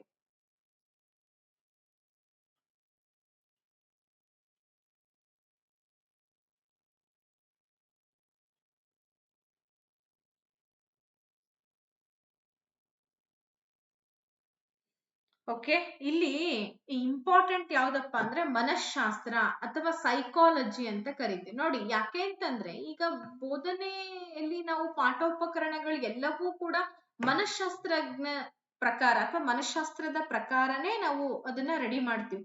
ಈಗ ಬೋಧನಾ ಉಪಕರಣಗಳ ಬಳಕೆ ಬಹು ಇಂದ್ರಿಯಗಳ ತತ್ವ ಎಂಬ ಮನಃಶಾಸ್ತ್ರೀಯ ತತ್ವವನ್ನ ಆಧರಿಸಿರುತ್ತೆ. ಮಲ್ಟಿ ಸೆನ್ಸರಿ ಪ್ರಿನ್ಸಿಪಲ್ ಅಂತ ಹೇಳಿ ಕರಿತೀವಿ. ಎಲ್ಲಾ ಒಂದು ಕಂಪ್ಲೀಟ್ ಆಗಿ ಓವರ್ ಆಲ್ ಆಗಿ ನಾವು ಇಲ್ಲಿ ಬಳಕೆ ಮಾಡಬೇಕು. ಕೇವಲ ಕೇಳೋದ್ಕಿಂತ ನೋಡಿ ಮತ್ತು ಕೇಳಿ ಕಲಿಯುವುದು ಹೆಚ್ಚು ಪರಿಣಾಮಕಾರಿ, ಹಾಗೆ ಮಕ್ಕಳಲ್ಲಿ ದೀರ್ಘವಾಗಿ ಅದು ಉಳ್ಕೊಳ್ಳುತ್ತೆ. ಇದು ಕೂಡ ಮನಃಶಾಸ್ತ್ರದ ಒಂದು ತತ್ವನೇ. ಈ ತಂತ್ರಜ್ಞಾನ ಆಗಿರ್ಲಿ, ಭಾವನೆ ಆಗಿರ್ಲಿ, ಕಲಿಕೆಗೆ ಸಂಬಂಧ ಪಡೋದಿಲ್ಲ. ಮನಃಶಾಸ್ತ್ರದ ತತ್ವದ ಅನ್ವಯ ಪಾಠೋಪಕರಣಗಳನ್ನ ಬಳಕೆ ಮಾಡ್ತೀವಿ. ನೆಕ್ಸ್ಟ್ 45ನೇ ಪ್ರಶ್ನೆಗೆ ಬರೋಣ. ಕಲಿಕಾ ಅನುಭವಗಳನ್ನ ರಚಿಸುವಾಗ ಗಮನಿಸುವಂತಹ ದೃಷ್ಟಿಕೋನ ಅಂತ ಕೇಳಿದ್ದಾರೆ. ಈಗ ಕಲಿಕಾ ಅನುಭವಗಳನ್ನ ನಾವೇನ್ ಮಾಡ್ಬೇಕು? ರಚಿಸ್ಬೇಕು. ಆ ಸಂದರ್ಭದಲ್ಲಿ ಯಾವ ದೃಷ್ಟಿಕೋನವನ್ನ ಇಟ್ಕೋಬೇಕು? ಇಲ್ಲಿ ವಿಷಯ ಮತ್ತು ವಿದ್ಯಾರ್ಥಿ, ಉದ್ದೇಶಗಳು ಮತ್ತೆ ವಿಷಯ, ಉಪಾಧ್ಯಾಯ ಮತ್ತು ವಿಷಯ, ಶಿಕ್ಷಕ ಮತ್ತು ವಿದ್ಯಾರ್ಥಿ ಅಂತ ಇದೆ. ಯೋಚನೆ ಮಾಡಿ ಆನ್ಸರ್ ಕೊಡ್ಬೇಕಾ? ಅಂದ್ರೆ ಕಲಿಕಾ ಅನುಭವಗಳನ್ನ ರಚಿಸ್ಬೇಕು. ಮಕ್ಕಳಿಗೆ ನಾವು ಕಲ್ತಿದ್ದಾರೆ ಅನ್ನೋ ಒಂದು ಫೀಲಿಂಗ್ ಅನ್ನ ಕೊಡ್ಬೇಕು ಅಂತಂದಾಗ ಯಾವ ವಿಷಯಗಳ ಕಡೆ ನಮ್ಮ ಜಾಸ್ತಿ ಗಮನ ಇರ್ಬೇಕು ಅಂತ ಕೇಳಿದ್ದಾರೆ.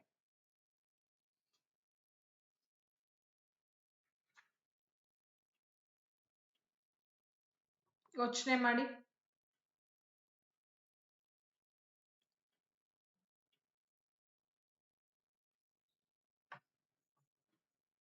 ಓಕೆ, ಆಲ್ಮೋಸ್ಟ್ ಎಲ್ಲರೂ ಕೂಡ ಆಪ್ಷನ್ ನಂಬರ್ 4 ಆಗುತ್ತೆ, ಇಲ್ಲ 1 ಆಗುತ್ತೆ ಅಂತ ಹೇಳ್ತಿದ್ದೀರಾ. ಸರಿಯಾದ ಉತ್ತರ ಬಂದು 1. ಯಾಕೆ ಅಂತಾನು ಕೂಡ ಹೇಳ್ತೀನಿ. ವಿಷಯ ಮತ್ತೆ ವಿದ್ಯಾರ್ಥಿ ಈ ದೃಷ್ಟಿಕೋನ ನಮ್ಮ ತಲೆಯಲ್ಲಿ ಇವೆರಡೇ ಇರ್ಬೇಕು. ಯಾಕಂದ್ರೆ ನಾವು ವಿಷಯಗಳನ್ನ ಹೇಗ್ ಮಂಡಿಸ್ತೀವಿ, ಜೊತೆಗೆ ಅದು ವಿದ್ಯಾರ್ಥಿಗಳೇ ಮುಟ್ಟುವಂತಿರ್ಬೇಕು. ನೋಡಿ, ಈ ಕಲಿಕಾ ಅನುಭವಗಳನ್ನ ವಿನ್ಯಾಸಗೊಳಿಸುವಂತಹ ಸಂದರ್ಭದಲ್ಲಿ ಶಿಕ್ಷಕರು ಪ್ರಮುಖವಾಗಿ 2 ಅಂಶಗಳನ್ನ ಗಮನದಲ್ಲಿ ಇಟ್ಕೊಳ್ಬೇಕು. ಮೊದಲನೇದು ಬೋಧನಾ ಉದ್ದೇಶಗಳು, ಎರಡನೇದು ವಿಷಯದ ನಡುವೆ. ವಿದ್ಯಾರ್ಥಿ ಏನ್ ಸಾಧಿಸ್ಬೇಕು ಅದೇ ಬೋಧನಾ ಉದ್ದೇಶಗಳು. ಸೊ ಹಾಗೆ ವಿಷಯ ಅಂತಂದ್ರೆ ಆ ಉದ್ದೇಶ ಸಾಧನೆಗೆ ಯಾವ ಪಠ್ಯ ವಸ್ತುವನ್ನ ನಾವು ರೆಡಿ ಮಾಡ್ಬೇಕು, ಈ ವಿದ್ಯಾರ್ಥಿಗೆ ಅನುಕೂಲವಾಗುವಂತಹ ವಿಷಯ ವಸ್ತುಗಳನ್ನ ಪಠ್ಯಕ್ರಮದಲ್ಲಿ ಸೇರ್ಪಡೆ ಮಾಡ್ಬೇಕಲ್ವಾ. ಹಂಗಾಗಿ ಇವೆರಡೂ ಅನುಭವಗಳು ಬಹಳ ಇಂಪಾರ್ಟೆಂಟ್ ಆಗುತ್ತೆ ಶಿಕ್ಷಕರಿಗೆ. ಇವೆರಡರ ಅನುಭವಗಳು ಬೇಕೇ ಬೇಕು. 46ನೇ ಪ್ರಶ್ನೆಗೆ ಹೋಗೋಣ. ಘಟಕ ಪರೀಕ್ಷೆಯನ್ನ ನಡೆಸುವ ಮುಖ್ಯ ಉದ್ದೇಶ ಏನು? ಘಟಕ ಪರೀಕ್ಷೆನ ಯಾಕೆ ನಡೆಸಬೇಕು? ಶಿಕ್ಷಕರ ಬೋಧನೆಯಲ್ಲಿನ ದೋಷ ಕಂಡುಹಿಡಿಯಲಿಕ್ಕೋಸ್ಕರನ, ಅಥವಾ ವಿದ್ಯಾರ್ಥಿಗಳ ವರ್ತನೆಯ ಮೌಲ್ಯಮಾಪನ, ವಿಷಯದ ಮೌಲ್ಯಮಾಪನ, ವಿಷಯ ಮತ್ತು ವಿದ್ಯಾರ್ಥಿಗಳ ವರ್ತನೆಯ ಮೌಲ್ಯಮಾಪನ ಅಂತ ಇದೆ. ನೋಡಿ, ಯೋಚನೆ ಮಾಡಿ ಆನ್ಸರ್ ಕೊಡಿ.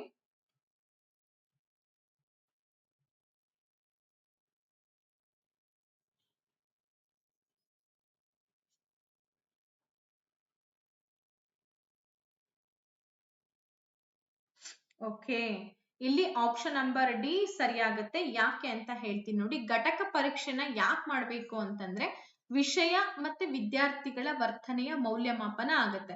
ಎಷ್ಟರ ಮಟ್ಟಿಗೆ ಇಲ್ಲಿ ಪಠ್ಯ ವಸ್ತು ಮಕ್ಕಳಿಗೆ ಬೆನಿಫಿಟ್ಸ್ ಆಗಿದೆ, ಆ ಒಂದು ನಿರ್ದಿಷ್ಟ ಘಟಕದ ಬೋಧನೆ ನಂತರ ನಾವು ಘಟಕ ಪರೀಕ್ಷೆನ ತೆಗೆದುಕೊಳ್ತೀವಿ ಅಲ್ವಾ. ಇದು ವಿದ್ಯಾರ್ಥಿಗಳು ಆ ಘಟಕದ ವಿಷಯವನ್ನ ಎಷ್ಟು ಗ್ರಹಿಸಿದ್ದಾರೆ, ಹಾಗೆ ಅವರಲ್ಲಿ ಆದಂತಹ ವರ್ತನಾ ಬದಲಾವಣೆಗಳು, ಫಾರ್ ಎಕ್ಸಾಂಪಲ್ ಜ್ಞಾನದಲ್ಲಿ ಏನಾಗಿದೆ, ತಿಳುವಳಿಕೆಯಲ್ಲಿ ಏನಾಗಿದೆ, ಅನ್ವಯದಲ್ಲಿ ಏನಾಗಿದೆ, ಇದೆಲ್ಲವನ್ನ ತಿಳಿದುಕೊಳ್ಳಿಕ್ಕೆ ಇರ್ತಕ್ಕಂಥ ಒಂದು ಪರೀಕ್ಷೆ ಯೂನಿಟ್ ಟೆಸ್ಟ್ ಅಥವಾ ಘಟಕ ಪರೀಕ್ಷೆ ಅಂತೇಳಿ ಕರಿತೀವಿ.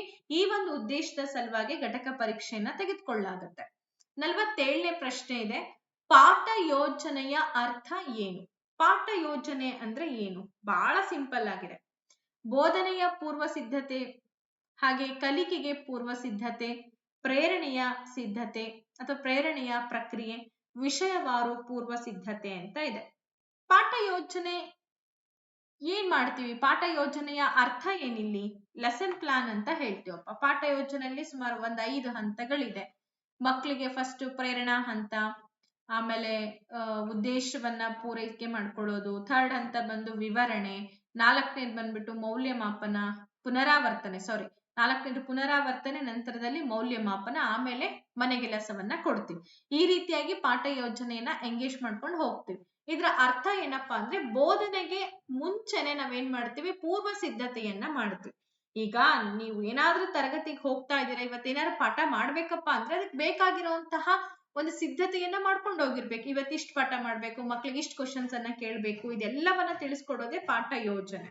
ತರಗತಿಯಲ್ಲಿ ಯಾವ ವಿಷಯವನ್ನ ಯಾವ ವಿಧಾನದಲ್ಲಿ ಯಾವ ಉದ್ದೇಶಗಳಿಗೋಸ್ಕರ ಬೋಧನೆಯನ್ನ ಮಾಡ್ತಿರಲ್ಲ, ಸೊ ಇದೆಲ್ಲ ತಿಳ್ಕೊಳ್ಬೇಕಪ್ಪ ಅಂದ್ರೆ ನಮಗೆ ಪೂರ್ವ ಸಿದ್ಧತೆ ಬೇಕು. ನಮಗೆ ಪೂರ್ವ ಸಿದ್ಧತೆ ಇಲ್ದಂಗೆನೆ ಪಾಠ ಮಾಡ್ತೀನಿ ಅಂದ್ರೆ ಸ್ವಲ್ಪ ನಮ್ಗೆ ಏನಾಗುತ್ತೆ? ನರ್ವಸ್ ಆಗುತ್ತೆ. ನಾನು ಕ್ಲಿಯರ್ ಆಗಿ ಹೇಳ್ತಾ ಇದ್ದೀನ ಅಥವಾ ಇಲ್ವಾ, ನಾನೇ ತಪ್ಪು ಹೇಳ್ತಾ ಇದ್ದೀನಿ ಅನ್ನೋ ಭಾವ ನಮ್ಮಲ್ಲಿ ಮೂಡ್ತಾ ಹೋಗುತ್ತೆ. ಈ ಕೆಳಗಿನ ಯಾವ ಅಂಶವು ರಚನಾತ್ಮಕ ಕಲಿಕಾ ಸನ್ನಿವೇಶದ ಭಾಗವಾಗಿದೆ? ಕನ್ಸ್ಟ್ರಕ್ಟಿವಿಸಂ, ಜ್ಞಾನಾತ್ಮಕ ಶಿಷ್ಯವೃತ್ತಿಯ ಅವಧಿ, ಅರಿವಿನ ಆಧಾರದ ಮೇಲೆ ಉತ್ತರ ಬರೆಯುವಂತಹ ಸಾಮರ್ಥ್ಯ, ಸಾಂದರ್ಭಿಕತೆ, ಸಂದರ್ಭೋಚಿತತೆ, ಹಾಗೆ 4th ಆಪ್ಷನ್ ಬಹುಮುಖಿ ಪ್ರದರ್ಶನ ಅಂತ ಇದೆ. 4ನೇದು ಬಹುಮುಖಿ.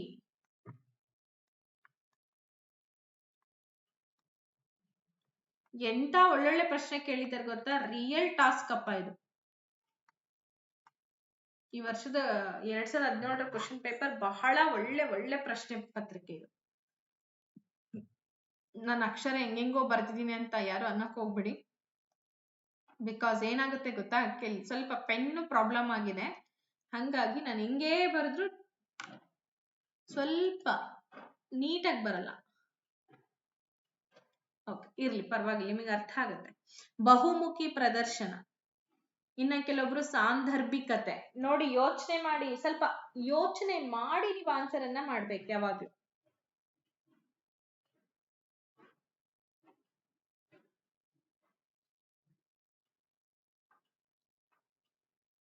ನಲವತ್ತೆಂಟನೇ ಪ್ರಶ್ನೆಗೆ ಸರಿಯಾದ ಉತ್ತರ ಏನ್ ಬರುತ್ತೆ? ಓಕೆ, ಆಪ್ಷನ್ ನಂಬರ್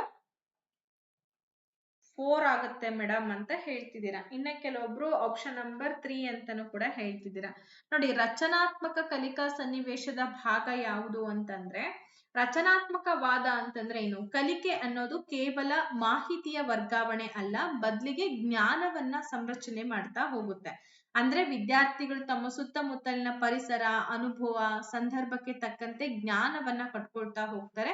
ಸೊ ಹಂಗಾಗಿ ಇದನ್ನ ನಾವು ಬಹುಮುಖಿ ಪ್ರದರ್ಶನ ಅಂತಲೂ ಕೂಡ ಕರಿಬಹುದು. ಓಕೆ, ಬಹುಮುಖಿ ಪ್ರದರ್ಶನ ಅಂತೇಳಿ ಕೀ ಆನ್ಸರ್ ಅಲ್ಲಿ ಕೊಟ್ಟಿರೋದು. ನನ್ನ ಪ್ರಕಾರ ಇದು ಆಕ್ಚುಲಿ ಒಂದ್ ಸ್ವಲ್ಪ ಸಾಂದರ್ಭಿಕತೆ, ಸಂದರ್ಭೋಚಿತಕ್ಕೆ ಸಂಬಂಧಪಟ್ಟಂತ ಕ್ವಶನ್ ಅಂತ ಅನ್ಕೊಳ್ತೀನಿ.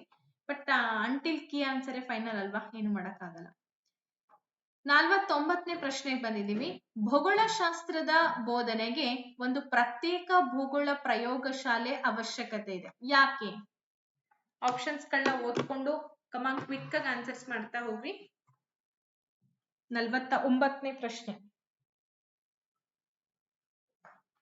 ಸಿಂಪಲ್ ಆಗಿದೆ ಪ್ರಶ್ನೆ ಆಕ್ಚುಲಿ.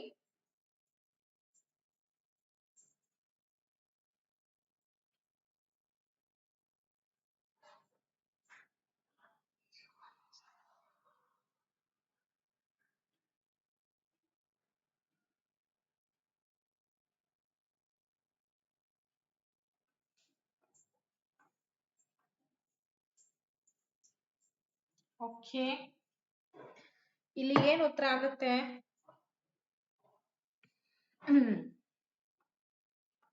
ಆಲ್ಮೋಸ್ಟ್ ಎಲ್ಲರೂ ಕೂಡ ಆಪ್ಷನ್ ನಂಬರ್ 1 ಆಗುತ್ತೆ ಅಂತ ಹೇಳಿದೀರಾ. ಹೌದು, ಭೂಗೋಳಶಾಸ್ತ್ರದ ಬೋಧನೆಗೆ ಒಂದು ಪ್ರತ್ಯೇಕ ಭೂಗೋಳ ಪ್ರಯೋಗಶಾಲೆ ಬೇಕಾಗುತ್ತೆ. ಯಾಕೆ ಅಂತಂದ್ರೆ ಆ ಭೂಗೋಳಶಾಸ್ತ್ರದ ಕಲಿಕೆಯನ್ನ ಹೆಚ್ಚು ನೈಜತೆಗೊಳಿಸ್ಬೇಕು, ಅಂದ್ರೆ ರಿಯಲಿಸ್ಟಿಕ್ ಆಗಿ ಮಾಡ್ಬೇಕು ಅನ್ನೋದು ಇದರ ಪ್ರಮುಖ ಉದ್ದೇಶ. ಫಾರ್ ಎಕ್ಸಾಂಪಲ್, ಈಗ ಅಕ್ಷಾಂಶ, ರೇಖಾಂಶ, ಭೂಮಿಯ ಚಲನೆ ಇವೆಲ್ಲವುಗಳನ್ನ ತಿಳಿಸ್ಬೇಕಪ್ಪ ಅಂತಂದ್ರೆ ನಮ್ಗೊಂದು ಪ್ರಯೋಗಾಲಯದ ಅವಶ್ಯಕತೆ ಇರುತ್ತೆ. ಕೆಲವೊಂದು ಮಕ್ಕಳಿಗೆ ಗೊತ್ತಿಲ್ಲದೆ ಇರ್ತಕ್ಕಂಥದ್ದು ಅಂದ್ರೆ ಅಮೂರ್ತ ಪರಿಕಲ್ಪನೆಯನ್ನ ಕೂಡ ಬೆಳೆಸ್ಬೋದು. ಜೊತೆಗೆ ಪ್ರಯೋಗಾಲಯದಲ್ಲಿ ಗ್ಲೋಬ್ ಇರುತ್ತೆ, ಮಾದರಿಗಳಿರುತ್ತೆ, ನಕ್ಷೆಗಳಿರುತ್ತೆ, ಭೂಪಟಗಳಿರುತ್ತೆ. ಮಕ್ಕಳಿಗೆ ಅವುಗಳನ್ನೆಲ್ಲ ತೋರಿಸಿ ಪಾಠ ಮಾಡೋದ್ರಿಂದ ಒಂಥರ ಮೂರ್ತ ನಾನು ಕಣ್ಣಿ ನೋಡಿದೀನಿ ಅನ್ನೋ ಒಂದು ಭಾವ ಮಗುವಿಗೆ ಬರ್ತಾ ಹೋಗುತ್ತೆ. ಎಸ್, 50ನೇ ಪ್ರಶ್ನೆ ಹೀಗಿದೆ. ಅಣುಬೋಧನೆಯ ಮುಖ್ಯ ಉದ್ದೇಶ ಏನು? ಅಣುಬೋಧನೆ ಅಂತಂದ್ರೆ ಇಂಗ್ಲಿಷ್ ನಲ್ಲಿ ನಾವು ಅದನ್ನ ಮೈಕ್ರೋ ಟೀಚಿಂಗ್ ಅಂತ ಕರಿತೀವಿ. ಯಾಕೆ ಮೈಕ್ರೋ ಟೀಚಿಂಗ್ ಮಾಡ್ಬೇಕು? ಇದರ ಮುಖ್ಯ ಉದ್ದೇಶ ಏನು? ಟೀಚಿಂಗ್ ಪ್ರಾಕ್ಟೀಸ್ ಮಾಡ್ತಿರ್ತಾರಲ್ವಾ, ಪ್ರಶಿಕ್ಷಣಾರ್ಥಿ ಅಂತ ಕರಿತೀವಿ. B.Ed ಮಾಡುವಾಗ ಅಣುಬೋಧನೆಯನ್ನ ನಾವು ತೆಗೆದುಕೊಳ್ತೀವಿ. ಸುಮಾರು ನಿಮಗೆ ಗೊತ್ತಿದೆ ಹೇಗೆ ಅಂತಂದ್ರೆ ಒಂದು 5 ರಿಂದ 10 ನಿಮಿಷದ ತರಗತಿ ಇರುತ್ತೆ. ಈ ಬೋಧನಾ ಕೌಶಲ್ಯಗಳಿಗೆ ಸಂಬಂಧಪಟ್ಟಂಗೆ ಒಂದೊಂದೇ ಕೌಶಲ್ಯಗಳನ್ನ ತೆಗೆದುಕೊಂಡು ಟೀಚ್ ಮಾಡ್ತೀವಿ ನಾವು. ಹಾಗೆ ಕಡಿಮೆ ತರಗತಿ, ಕಡಿಮೆ ವಿದ್ಯಾರ್ಥಿಗಳು, ಸುಮಾರು ಒಂದು 10 ಜನ ಇರುವಂತಹ ಒಂದು ಗ್ರೂಪ್ ಇರುವಂತ ವಿದ್ಯಾರ್ಥಿಗಳಿಗೆ ಟೀಚ್ ಮಾಡ್ತೀವಿ. ಹಾಗಾದ್ರೆ ಯಾಕೆ ಮಾಡಬೇಕು, ಇದರ ಮುಖ್ಯ ಉದ್ದೇಶ ಏನು ಅಂತ ಕೇಳಿದರೆ ಯೋಚನೆ ಮಾಡಿ ಆನ್ಸರ್ ಅನ್ನ ಕೊಡಿ. ಆಪ್ಷನ್ ನಂಬರ್ 3 ಆಗುತ್ತೆ ಮೇಡಮ್. Very good. ಬೋಧನೆಯಲ್ಲಿರುವಂತಹ ಕ್ಲಿಷ್ಟತೆಯನ್ನ ನಿವಾರಿಸಬೇಕು. ಏನಿದೆ ಬೋಧನೆಯಲ್ಲಿ ಕ್ಲಿಷ್ಟತೆ ಅಂತಂದ್ರೆ ಅಣುಬೋಧನೆಯು ಶಿಕ್ಷಕರ ತರಬೇತಿಯ ಒಂದು ತಂತ್ರ. ನಾನು ಹೇಳ್ದೆ ನಿಮಗೆ, ಇದು ಸಂಕೀರ್ಣವಾದ ಅಂದ್ರೆ ಬಹಳ ಕಾಂಪ್ಲೆಕ್ಸಿಟಿ ಆಗಿರ್ತಕ್ಕಂತಹ ಬೋಧನಾ ಪ್ರಕ್ರಿಯೆಯನ್ನ ಸರಳಗೊಳಿಸ್ಬಿಟ್ಟು ಒಂದೇ ಸಮಯದಲ್ಲಿ ಒಂದೇ ಕೌಶಲ್ಯವನ್ನ ಬಳಕೆ ಮಾಡಿ ಮಗು ಅದನ್ನ ನಾವು ಅಭ್ಯಾಸ ಮಾಡಿ ಅದ್ರ ಕಡೆ ಗಮನ ಕೊಡ್ತಾ ಹೋಗ್ತೀವಿ. ಫಾರ್ ಎಕ್ಸಾಂಪಲ್, ಈಗ ಪ್ರಶ್ನಿಸುವಂತಹ ಕೌಶಲ್ಯ ಅಂತ ತೆಗೆದುಕೊಂಡು ಯಾವ್ಯಾವ ಸಂದರ್ಭದಲ್ಲಿ ಕೇಂದ್ರೀಯ ಪ್ರಶ್ನೆಗಳು, ಮೌಲ್ಯಮಾಪನ ಪ್ರಶ್ನೆಗಳು, ಪುನರಾವರ್ತನೆ ಪ್ರಶ್ನೆಗಳು ಅಂತ ತಗೊಂಡು ಹೇಳ್ತೀವಿ. ಹಾಗೇನೆ ಈಗ ಬರವಣಿಗೆ, ಕಪ್ಪು ಹಲಗೆ ಬರವಣಿಗೆ ಅಂದ್ರೆ ಬ್ಲಾಕ್ ಬೋರ್ಡ್ ಅನ್ನ ಹೆಂಗ್ ಯೂಸ್ ಮಾಡ್ಬೇಕು, B.Ed ಮಾಡುವಾಗ ಬ್ಲಾಕ್ ಬೋರ್ಡ್ ಹೆಂಗೆಲ್ಲ ಯೂಸ್ ಮಾಡ್ಬೇಕು ಅಂತ ಗೊತ್ತಿದೆ. ಸಿಕ್ಕಾಪಟ್ಟೆ ಸಿಕ್ಕಂಗೆ ಎಲ್ಲಿ ಬೇಕಲ್ಲಿ ಬ್ಲಾಕ್ ಬೋರ್ಡ್ ಅನ್ನ ಯೂಸ್ ಮಾಡಕ್ ಬರಲ್ಲ. ಇನ್ನ ವಿವರಣಾ ಕೌಶಲ್ಯ ಇದೆ, ಅಭಿಪ್ರೇರಣಾ ಕೌಶಲ್ಯ, ಮಕ್ಕಳಿಗೆ ಹೆಂಗೆ ಜ್ಞಾನವನ್ನ ಪೂರ್ವ ಜ್ಞಾನವನ್ನ ಪರೀಕ್ಷೆ ಮಾಡೋದು ಹೇಗೆ ಅನ್ನೋದ್ರ ಬಗ್ಗೆನೂ ಇದೆ. ಸೊ ಇದೆಲ್ಲ ತುಂಬಾ ಇಂಪಾರ್ಟೆಂಟ್ ಆಗಿರುವಂತಹ ಒಂದು ಬೋಧನಾ ಕೌಶಲ್ಯಗಳು. ಓಕೆ, ನೆಕ್ಸ್ಟ್ ಕ್ವೆಶ್ಚನ್ಗೆ ಹೋಗೋಣ. 51ನೇ ಪ್ರಶ್ನೆ. ಈ ಕೆಳಗೆ ಕೊಟ್ಟಿರುವಂತಹ ಬೋಧನಾ ಉದ್ದೇಶಗಳಲ್ಲಿ ಮನೋಚಲನ ವಲಯಕ್ಕೆ ಸಂಬಂಧಪಟ್ಟಂತಹ ಬೋಧನಾ ಉದ್ದೇಶ ಯಾವುದು? ವಾಟ್ ಅ ಬ್ಯೂಟಿಫುಲ್ ಕ್ವೆಶ್ಚನ್ ಇದು. ಭಾವನಾತ್ಮಕ ವಲಯ, ಜ್ಞಾನಾತ್ಮಕ ವಲಯ, ಮನೋಚಲನ ವಲಯ ಅಂತ 3 ವಲಯಗಳಿದೆ. ಬೋಧನಾ ಉದ್ದೇಶಗಳ ವರ್ಗೀಕರಣವನ್ನ 3 ವಲಯಗಳ ಮೂಲಕ ಮಾಡ್ತೀವಿ ಅಂತ ನಮಗೆ ಬೆಂಜಮಿನ್ ಬ್ಲೂಮ್ ಅವರು ತಿಳಿಸ್ಕೊಟ್ಟಿದ್ದಾರೆ. ಹಾಗಾದ್ರೆ ಈ ಕೆಳಕಂಡಂತ 4 ಬೋಧನಾ ಉದ್ದೇಶಗಳಲ್ಲಿ ಒಂದು ಮನೋಚಲನ ವಲಯಕ್ಕೆ ಸಂಬಂಧಪಟ್ಟಿದೆ. ಅದು ಯಾವುದು? ಆಸಕ್ತಿ, ಕೌಶಲ್ಯ, ತಿಳುವಳಿಕೆ, ಅನ್ವಯ ಅಂತ ಇದೆ. ತುಂಬಾ ಈಸಿ ಆಗಿದೆ ಕ್ವಶನ್. ಸೈಕೋಮೋಟರ್ ಡೊಮೇನ್ ಅಂತ ಹೇಳ್ತೀವಿ.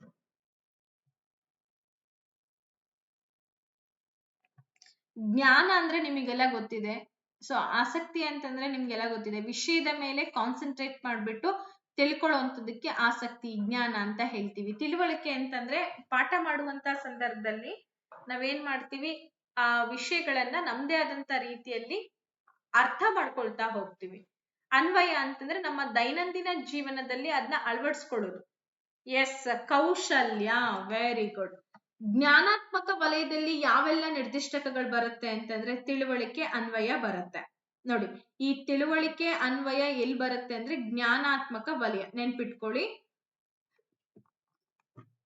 ಹಾಗೆ ಭಾವನಾತ್ಮಕ ವಲಯದಲ್ಲಿ ಆಸಕ್ತಿ, ಮನೋಭಾವ, ಅಫೆಕ್ಟಿವ್, ಆಸಕ್ತಿ ಇವೆಲ್ಲವೂ ಕೂಡ ಏನ್ ಬರುತ್ತೆ? ಭಾವನಾತ್ಮಕ ವಲಯ.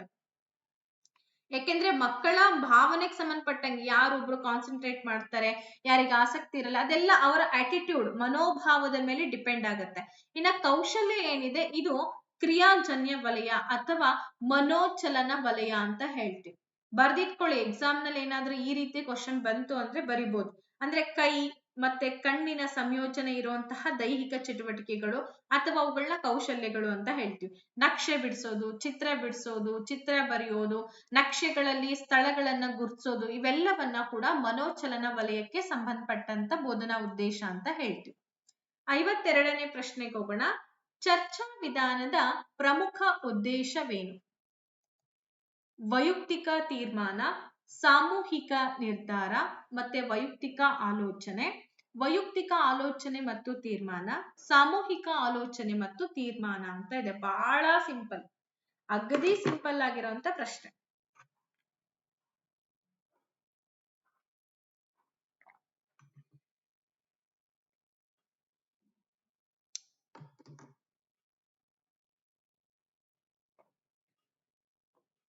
ಓಕೆ, ಯೋಚನೆ ಮಾಡಿ ಆನ್ಸರ್ ಅನ್ನ ಕೊಡ್ತಾ ಹೋಗಿ.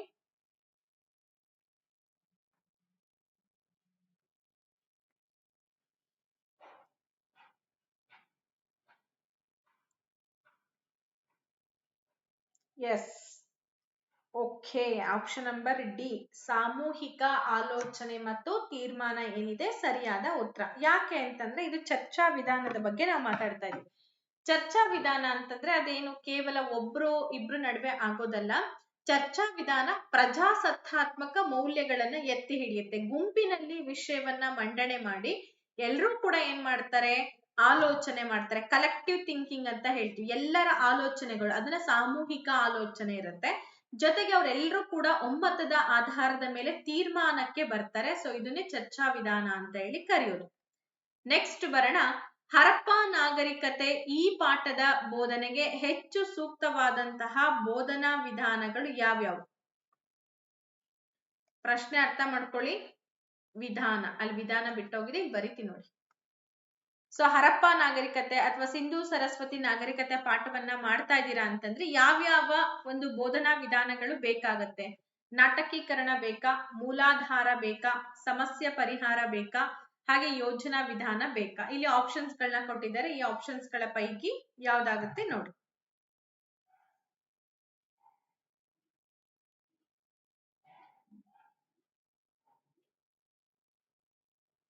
ಯೋಚನೆ ಮಾಡಿ ಆನ್ಸರ್ಗಳನ್ನ ಕೊಡಿ. ಜೋರಾಗಿ ಕೊಡ್ಬೇಕು ಅಂತಿಲ್ಲ, ಅಥವಾ ಬೇಗ ಬೇಗ ಕೊಡ್ಬೇಕು ಅನ್ನೋದನ್ನ ತಲೆಯಲ್ಲಿ ಇಟ್ಕೊಂಡು ಬೇಗ ಬೇಗ ಆನ್ಸರ್ಸ್ಗಳನ್ನ ಕೊಡ್ತಾ ಹೋಗಿ. ಹರಪ್ಪ ನಾಗರಿಕತೆ ಬಗ್ಗೆ 2 ಸಲ ಕ್ವಶನ್ ಕೇಳಿದ್ದಾರೆ. 2014ರಲ್ಲೂ ಕೂಡ ಈ ಪದ್ಧತಿ ಬಗ್ಗೆ ಕೇಳಿದ್ರು, ಈಗ್ಲೂ ಕೂಡ ಕೇಳಿದ್ದಾರೆ.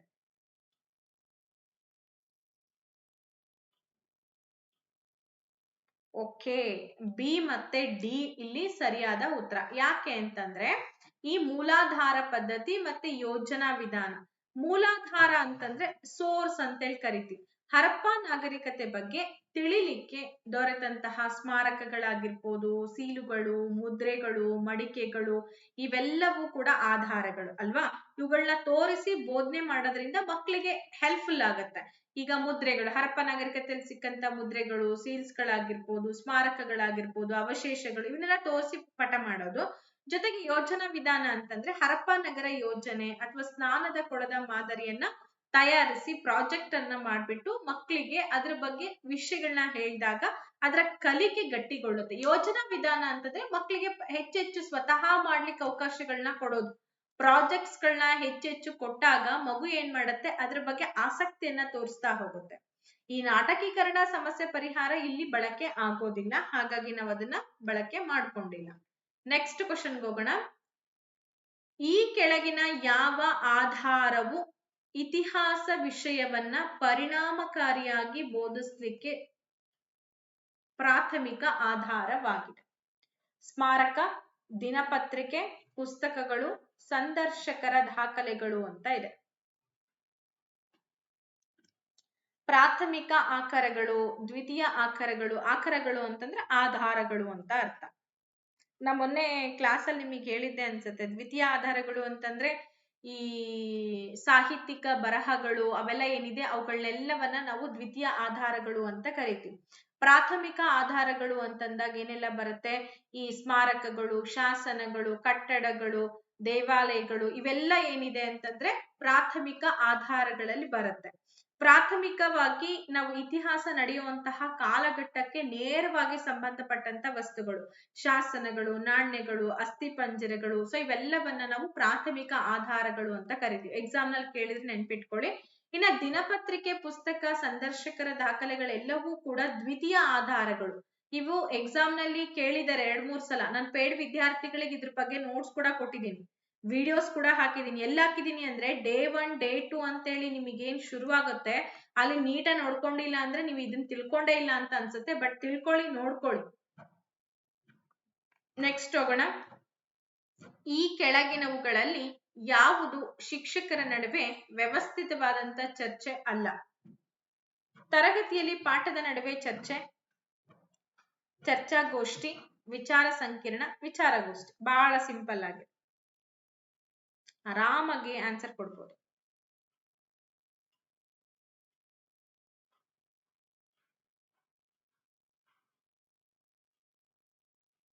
ಓಕೆ, ಶಿಕ್ಷಕರ ನಡುವೆ ವ್ಯವಸ್ಥಿತ ಚರ್ಚೆ ಯಾವುದಲ್ಲ ಅಂತಂದ್ರೆ, ತರಗತಿಯಲ್ಲಿ ಪಾಠದ ನಡುವೆ ನಾವೇನಾದ್ರೂ ಚರ್ಚೆ ಮಾಡ್ತಾ ಕೂತ್ವಿ ಅಂತಂದ್ರೆ that is not a good discussion. ಯಾಕೆ ಅಂತಂದ್ರೆ ಶಿಕ್ಷಕರಿಗೆ ಚರ್ಚೆ ಮಾಡ್ಲೇಬೇಕು ಅಂದ್ರೆ ಚರ್ಚಾಗೋಷ್ಠಿಗಳಿರುತ್ತೆ, ವಿಚಾರ ಸಂಕಿರಣ ಇರುತ್ತೆ, ವಿಚಾರಗೋಷ್ಠಿಗಳೆಲ್ಲ ಇರುತ್ತೆ. ಅಲ್ಲಿ ಹೋಗಿ ಅವರು ಚರ್ಚೆ ಮಾಡ್ಬೋದು. ಪಾಠದ ನಡುವೆ ಮಕ್ಕಳಿಗೆ ಪಾಠ ಹೇಳುವಂತ ಸಂದರ್ಭದಲ್ಲಿ ಚರ್ಚೆಗೀಡಾದ್ರೆ ಏನಾಗುತ್ತೆ, ಆ ಪಾಠನೂ ಕೂಡ ಪರಿಪೂರ್ಣತೆ ಅಂತ ಅನ್ಸಲ್ಲ. ಹಾಗಾಗಿ ಅದು ಸರಿಯಾದ ವೇದಿಕೆ ಅಲ್ಲ. ಶಿಕ್ಷಕರು ಹೋಗಿ ಹೊರಗಡೆ ಅನೌಪಚಾರಿಕವಾಗಿ ಸಂದರ್ಭಕ್ಕನುಸಾರವಾಗಿ ಅವರು ಚರ್ಚೆಗಳನ್ನ ಮಾಡ್ಕೊಳ್ಬಹುದು. ನೆಕ್ಸ್ಟ್ ಹೋಗೋಣ. 56ನೇ ಪ್ರಶ್ನೆ.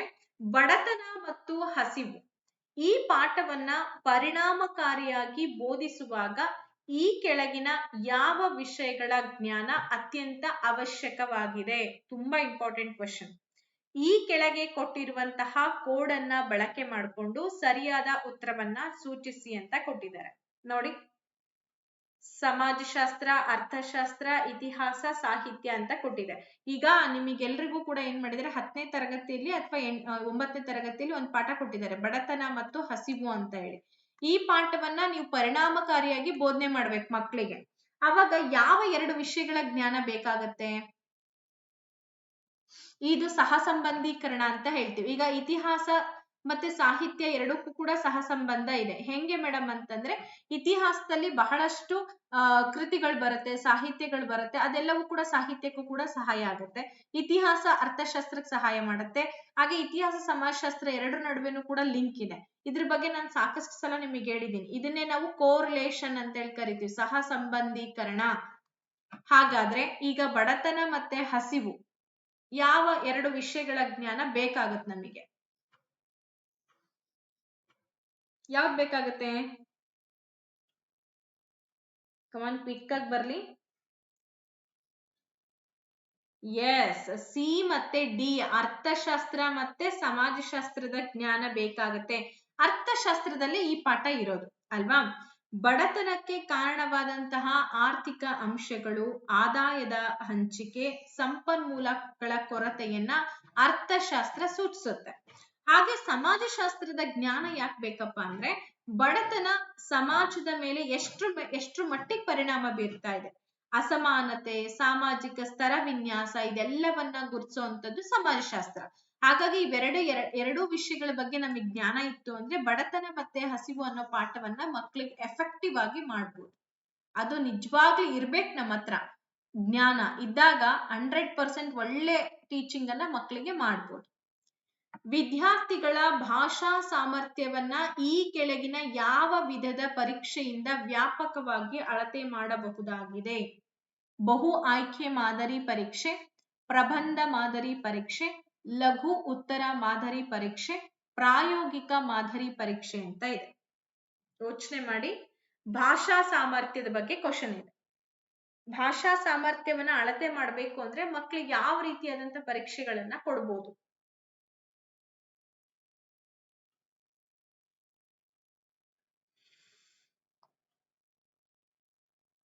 ಇಲ್ಲಿ ಭಾಷಾ ಸಾಮರ್ಥ್ಯಕ್ಕೆ ಸಂಬಂಧಪಟ್ಟಿದೆ. ಮಕ್ಕಳು ಹೇಗ್ ಬರೀತಾರೆ, ಹೇಗಿಲ್ಲ, ಕ್ರಿಯೇಟಿವ್ ರೈಟಿಂಗ್ ಇದನ್ನ. ಈ ಬಹು ಆಯ್ಕೆ ಪ್ರಶ್ನೆ ಅಂದ್ರೆ ನಾನು ನಿಮಗೆ ಟೀಚ್ ಮಾಡ್ತಾ ಇದ್ದೀನಲ್ಲ, ವಸ್ತುನಿಷ್ಠ ಪ್ರಶ್ನೆಗಳಿದೆ. ಲಘು ಉತ್ತರ ಅಂತಂದ್ರೆ 2-3 ವಾಕ್ಯಗಳಲ್ಲಿ ಉತ್ತರಿಸೋದು. ಪ್ರಾಯೋಗಿಕ ಮಾದರಿ ಪರೀಕ್ಷೆ ಅಂತಂದ್ರೆ ನೀವು ಪ್ರಾಯೋಗಿಕವಾಗಿ ಮಕ್ಕಳಿಗೆ ಏನು ಕರ್ಕೊಂಡು ಹೋಗಿರ್ತೀರಾ, ಸೊ ಅಲ್ಲಿ ಎಕ್ಸ್ಪೆರಿಮೆಂಟಲ್ ಮೆಥಡ್ ಮೂಲಕ ಪರೀಕ್ಷೆಗಳನ್ನ ತೆಗೆದುಕೊಳ್ಳೋದು, ಅದು ಸಹ ಸಂಬಂಧ ಆಗಲ್ಲ. ಸರಿಯಾದ ಉತ್ತರ ಬಂದು ಆಪ್ಷನ್ ನಂಬರ್ 2 ಆಗುತ್ತೆ, ಪ್ರಬಂಧ ಮಾದರಿ ಪರೀಕ್ಷೆ. ಯಾಕೆ ಅಂತಂದ್ರೆ ಮಕ್ಕಳ ಅಭಿವ್ಯಕ್ತೀಕರಣ ಇಲ್ಲಿ ಏನಾಗ್ತಾ ಹೋಗುತ್ತೆ, ತೋರಿಸ್ತಾ ಹೋಗುತ್ತೆ. ಮಕ್ಳು ಎಷ್ಟ್ರ ಮಟ್ಟಿಗೆ ನಾಲೆಜ್ ಇದೆ, ಏನಿದೆ, ಅವರೆಲ್ಲ ಹೆಂಗೆ ಅದನ್ನ ಇಲ್ಲಿ ಪ್ರೊಸೀಜರ್ ಮಾಡ್ತಾರೆ ಅನ್ನೋದು ಇಂಪಾರ್ಟೆಂಟ್ ಆಗುತ್ತೆ. ಹಾಗಾಗಿ ಭಾಷಾ ಸಾಮರ್ಥ್ಯವನ್ನ ನಾವು ಪ್ರಬಂಧ ಮಾದರಿ ಪರೀಕ್ಷೆ ಮೂಲಕ ಅಳತೆ ಮಾಡಬಹುದು. ನೆಕ್ಸ್ಟ್ ಪ್ರಶ್ನೆಗೆ ಹೋಗೋಣ. ತುಂಬಾ ಇಂಪಾರ್ಟೆಂಟ್ ಆಗಿರುವಂತ ಪ್ರಶ್ನೆ ಇದು. ವಿದ್ಯಾರ್ಥಿಗಳಲ್ಲಿ ಬೌದ್ಧಿಕ ಬೆಳವಣಿಗೆಯನ್ನ ಅಭಿವೃದ್ಧಿ ಪಡಿಸಬೇಕು ಅಂತಂದ್ರೆ ಶಿಕ್ಷಕನಿಗೆ ಈ ಕೆಳಗಿನ ಯಾವ ಅಂಶವು ಅಗತ್ಯವಾಗಿದೆ? ಮಕ್ಕಳಲ್ಲಿ ಬೌದ್ಧಿಕ ಬೆಳವಣಿಗೆ ಅಭಿವೃದ್ಧಿ ಪಡಿಸಬೇಕು ಅಂತಂದ್ರೆ ಈ ಕೆಳಗಿನ ಯಾವ ಅಂಶ ಅಗತ್ಯವಾಗಿ ನಾವು ಬೆಳೆಸ್ಕೋಬೇಕು?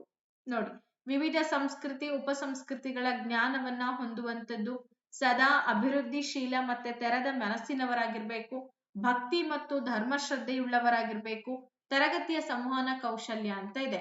ಈ ಕೆಳಗಿನ ಆಯ್ಕೆಗಳಲ್ಲಿ ಸರಿಯಾದ ಉತ್ತರವನ್ನ ಸಂಕೇತಗಳ ಮೂಲಕ ಆಯ್ಕೆ ಮಾಡಿ ಅಂತ ಕೊಟ್ಟಿದ್ದಾರೆ. ನೋಡಿ, ಅಷ್ಟೇ ಅಲ್ಲ ಪ್ರಶ್ನೆ ಇರೋದು, ಇಷ್ಟಿದೆ, ಇನ್ನು ಆಯ್ಕೆಗಳನ್ನ ಕೊಟ್ಟಿದ್ದಾರೆ. ಈ ಆಯ್ಕೆಗಳ ಅನ್ವಯ ಗುರುತಿಸ್ಬೇಕು, ಇಲ್ಲೇ ಗುರುತಿಸ್ಬಿಡಿ. ಯಾಕೆಂದ್ರೆ ಅದು ನಾನು ಈ ಕಡೆ ತರಕ್ ಆಗಲ್ಲ, ಹಾಗಾಗಿ ಇಲ್ಲೇನೆ ನೀವು ಗುರುತಿಸ್ಬಿಡಿ. 1 ಮತ್ತೆ 2 ಅಥವಾ 3 ಮತ್ತೆ 4, 3 ಮತ್ತೆ 2, 1 ಮತ್ತೆ 4 ಅಂತ ಇದೆ. ಯಾವ ತರ ಕ್ವಶನ್ಸ್ ಕೇಳಿದ್ದಾರೆ ಅಬ್ಬಬ್ಬಾ. ಇವನ್ನೆಲ್ಲ ಓದ್ಕೊಳ್ಳೋದಕ್ಕೆ ಆಕ್ಚುಲಿ ಆನ್ಸರ್ಸ್ ಗೊತ್ತಿತ್ತು ಅಂದ್ರೂ ಕೂಡ ಕೆಲವೊಂದ್ಸಲ ಓದ್ಕೊಳ್ಳೋಕೆ ಟೈಮ್ ಸಾಕಾಗಲ್ಲ ಅಲ್ವೇನ್ರಿ? ಹಂಗಾಗ್ಬಿಡತ್ತೆ. ಆ ಸಂದರ್ಭದಲ್ಲಿ ಸ್ವಲ್ಪ ಟೈಮ್ ಮ್ಯಾನೇಜ್ಮೆಂಟ್ ಸ್ಕಿಲ್ ಕಲಿಲೇಬೇಕು ನೀವು. ಕನ್ನಡ ಇಂಗ್ಲಿಷ್ ಹೆಂಗೆ ಟೈಮ್ ಮ್ಯಾನೇಜ್ಮೆಂಟ್ ಮಾಡ್ತಿರೋ ಒಂದು ½ an hour ಅಲ್ಲಿ 2 ಮುಗಿಸ್ಕೊಂಡು ಈ ಕಡೆ ಬಂದ್ಬಿಡ್ಬೇಕು ನೀವು. ಸೋಷಿಯಲ್ ಸೈನ್ಸ್ ಇನ್ ಡೆಪ್ತ್ ಅಲ್ಲಿ ಈ ರೀತಿ ಕೊಟ್ರು ಅಂದ್ರೆ ನಿಮಗೆ ಮ್ಯಾಕ್ಸಿಮಮ್ ಸಮಯ ಬೇಕು. 1 hour 1.5 hour ಆದ್ರೆ ಇದಕ್ಕೆ ಟೈಮ್ ಸ್ಪೆಂಡ್ ಮಾಡ್ಬೇಕಾಗತ್ತೆ. ಸೊ ಎಸ್ ಆಪ್ಷನ್ ನಂಬರ್ ಇಲ್ಲಿ 1 ಮತ್ತೆ 2 ಹೇಳಿಕೆಗಳು ಸರಿಯಾಗಿದೆ. ಈ ಅಂಶಗಳು ಬೇಕಾಗತ್ತೆ. ನೋಡಿ, 1 ಮತ್ತೆ 2 ವಿದ್ಯಾರ್ಥಿಗಳ ಬೌದ್ಧಿಕ ವಿಕಾಸ ಆಗ್ಬೇಕಪ್ಪ ಅಂದ್ರೆ ಶಿಕ್ಷಕರು ಸಂಕುಚಿತ ಮನೋಭಾವನ ಹೊಂದಿರಬಾರ್ದು. ಸರಳವಾಗಿ ಹೇಳ್ಬೇಕು, ವಿವಿಧ ಸಂಸ್ಕೃತಿಗಳ ಬಗ್ಗೆ ಜ್ಞಾನ ಇರ್ಬೇಕು, ಸದಾ ಹೊಸದನ್ನ ಕಲಿತಕ್ಕಂತಹ ತೆರೆದ ಮನಸ್ಸು ಹೊಂದಿದ್ರೆ ಮಾತ್ರ ಮಕ್ಕಳಲ್ಲಿ ವೈಜ್ಞಾನಿಕ ತಾರ್ಕಿಕ ಆಲೋಚನೆಯನ್ನ ಬೆಳೆಸಲಿಕ್ಕೆ ಸಾಧ್ಯ ಆಗತ್ತೆ. ಎಸ್ 59ನೇ ಪ್ರಶ್ನೆಗೆ ಹೋಗ್ತಾ ಇದೀವಿ. ಈ ಕೆಳಗಿನ ಯಾವ ಮೌಲ್ಯವು ವಿದ್ಯಾರ್ಥಿಗಳಲ್ಲಿ ಪ್ರಪಂಚದ ಭೌಗೋಳಿಕ ಮತ್ತು ಆರ್ಥಿಕ ಪರಿಕಲ್ಪನೆಗಳ ಬಗ್ಗೆ ತಾರ್ಕಿಕ ಮನೋಭಾವನೆಯನ್ನ ಬೆಳೆಸುವುದು? ಸೌಂದರ್ಯೋಪಾಸನೆ, ಸಾಂಸ್ಕೃತಿಕ, ಉಪಯುಕ್ತತೆ, ಬೌದ್ಧಿಕ ಅಂತ ಇದೆ. ಯೋಚನೆ ಮಾಡಿ ಆನ್ಸರ್ ಕೊಡಿ.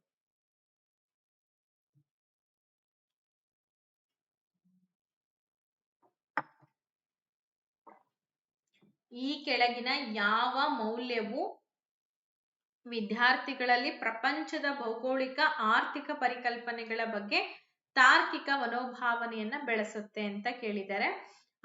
ಸಿಂಪಲ್ ಆಗಿರುವಂತ ಪ್ರಶ್ನೆ ಅಂಡ್ 100% ನಿಮ್ಮ ಉತ್ತರ ಸರಿಯಾಗಿರುತ್ತೆ. ಬೌದ್ಧಿಕ. ಭೌಗೋಳಿಕ ಮತ್ತೆ ಆರ್ಥಿಕ ವಿದ್ಯಮಾನಗಳ ಹಿಂದಿರುವಂತಹ ಕಾರಣಗಳ ಬಗ್ಗೆ ಪರಿಣಾಮಗಳನ್ನ ಹುಡುಕೋದು, ತರ್ಕಬದ್ಧವಾಗಿ ಆಲೋಚನೆ ಮಾಡೋದು ಎಲ್ಲವೂ ಕೂಡ ಯಾವ ಮೌಲ್ಯಕ್ಕೆ ಸಂಬಂಧಪಡುತ್ತೆ? ಬೌದ್ಧಿಕ ಮೌಲ್ಯಕ್ಕೆ ಸಂಬಂಧಪಡುತ್ತೆ. ಸೌಂದರ್ಯೋಪಾಸನೆ ಅಂತಂದ್ರೆ ಈ ಪರಿಸರದಲ್ಲಿ ಇರುವಂತಹ ಸೌಂದರ್ಯದ ಬಗ್ಗೆ ಹೊಗಳೋದಾಗಿರ್ಬೋದು, ಆಸಕ್ತಿ ಹೊಂದೋದಾಗಿರ್ಬೋದು. ಸಾಂಸ್ಕೃತಿಕ ಈಗ ಸಂಪ್ರದಾಯಗಳು ಆಚರಣೆಗಳ ಬಗ್ಗೆ. ಉಪಯುಕ್ತತೆ ಅಂತಂದ್ರೆ ಎಲ್ಲಾ ವಸ್ತುಗಳ ಉಪಯುಕ್ತತೆಗಳ ಬಗ್ಗೆ ತಿಳ್ಕೊಳ್ಳೋದು, ಅದ್ರ ಎಷ್ಟು ಇಂಪಾರ್ಟೆನ್ಸ್ ಅನ್ನೋದನ್ನ ಅರ್ಥ ಮಾಡ್ಕೊಳ್ಳೋದಕ್ಕೆ ಉಪಯುಕ್ತತೆ ಮೌಲ್ಯ ಅಂತ ಕರಿತೀವಿ. ಓಕೆ, ಹಾಗಾಗಿ ಆಪ್ಷನ್ ನಂಬರ್ 4 ಇಲ್ಲಿ ಸರಿಯಾಗಿದೆ. 60ನೇ ಪ್ರಶ್ನೆ ಇದು. ಸೊ 60ನೇ ಪ್ರಶ್ನೆ ಏನಿದೆ ಅಂತ ನೋಡೋಣ. ಈ ಕೆಳಗಿನ ಬೋಧನಾ ಪ್ರಕ್ರಿಯೆಯ ಹಂತಗಳನ್ನ ಅನುಕ್ರಮವಾಗಿ ಜೋಡಿಸಿ. ನಾನು ಮೊದಲೇ ಹೇಳಿದೆ ನಿಮಗೆ, ಅಂದ್ರೆ ಫಸ್ಟ್ ಒಂದು ಪಾಠ ಯೋಜನೆಗೆ ಸಂಬಂಧಪಟ್ಟಂತ ಹಂತದಲ್ಲಿ ನಾನು ಹಂತಗಳನ್ನೆಲ್ಲ ಹೇಳಿದ್ದೆ, ಪಾಠ ಯೋಜನೆ ಹಂತಗಳು. ಇಲ್ಲಿ ಕೂಡ ಅದೇ ಇದೆ. ಪ್ರಸ್ತುತ ಜ್ಞಾನವನ್ನ ಪೂರ್ವ ಜ್ಞಾನಕ್ಕೆ ಹೊಂದಿಸುವುದು, ಮೌಲ್ಯಮಾಪನ, ಬೋಧನಾ ಉದ್ದೇಶಗಳನ್ನ ರಚಿಸುವುದು, ಬೋಧನಾ ಸಾಮಗ್ರಿಗಳನ್ನ ಪ್ರಸ್ತುತಪಡಿಸುವಿಕೆ. ಹಾಗಾದ್ರೆ ಸರಿಯಾದ ಉತ್ತರವನ್ನ ಸೂಕ್ತ ಕೋಡ್ ಮೂಲಕ ಸೂಚಿಸಿ ಅಂತ ಕೊಟ್ಟಿದ್ದಾರೆ. 1, 2, 3, 4 ಹಂತಗಳನ್ನ ಕೊಟ್ಟಿದ್ದಾರೆ. ಎಸ್,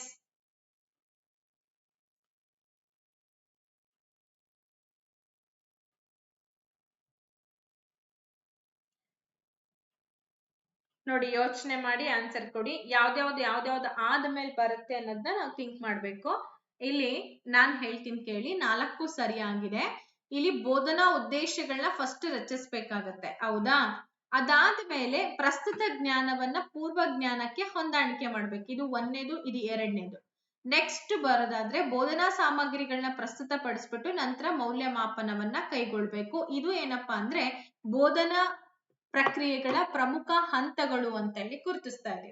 ಸೊ ಇದಿಷ್ಟು ನಿಮ್ಮ ಸಮಾಜ ವಿಜ್ಞಾನ ಪ್ರಶ್ನೆ ಪತ್ರಿಕೆ 2017 ಆಯ್ತು. ಇನ್ನ ಉಳಿದಂತೆ 2019 ಪ್ರಶ್ನೆ ಪತ್ರಿಕೆಯನ್ನ ನಾನು ನಾಳೆ ತರಗತಿಯಲ್ಲಿ ನಿಮಗೆ ಬಿಡಿಸ್ತಾ ಹೋಗ್ತೀನಿ. ತುಂಬಾ ಇಂಪಾರ್ಟೆಂಟ್ ಆಗಿರುತ್ತೆ, ನೆಗ್ಲೆಕ್ಟ್ ಮಾಡ್ಬೇಡಿ ಆಯ್ತಾ. ನೆಗ್ಲೆಕ್ಟ್ ಮಾಡಿದ್ರಿ ಅಂತಂದ್ರೆ ನಿಜವಾಗ್ಲೂ ನೀವು ಇದನ್ನ ಕವರ್ ಮಾಡಕ್ ಆಗಲ್ಲ. ಎಲ್ಲಾ ವಿದ್ಯಾರ್ಥಿಗಳ ಗಮನ ಇರ್ಲಿ ಅಂತ ಹೇಳ್ತಾ ಇವತ್ತಿನ ಈ ತರಗತಿಯನ್ನ ಇಲ್ಲಿಗೆ ಮುಗಿಸ್ತಾ ಇದ್ದೀನಿ. ಅಂಡ್ ಟೈಮ್ ಮ್ಯಾನೇಜ್ಮೆಂಟ್ ಬಗ್ಗೆ ಒಂದು ವಿಡಿಯೋ ಸಾಧ್ಯ ಆದ್ರೆ ಮಾಡ್ತೀನಿ ಅಂತ ಹೇಳ್ತಾ thank you so much and take care. Bye by.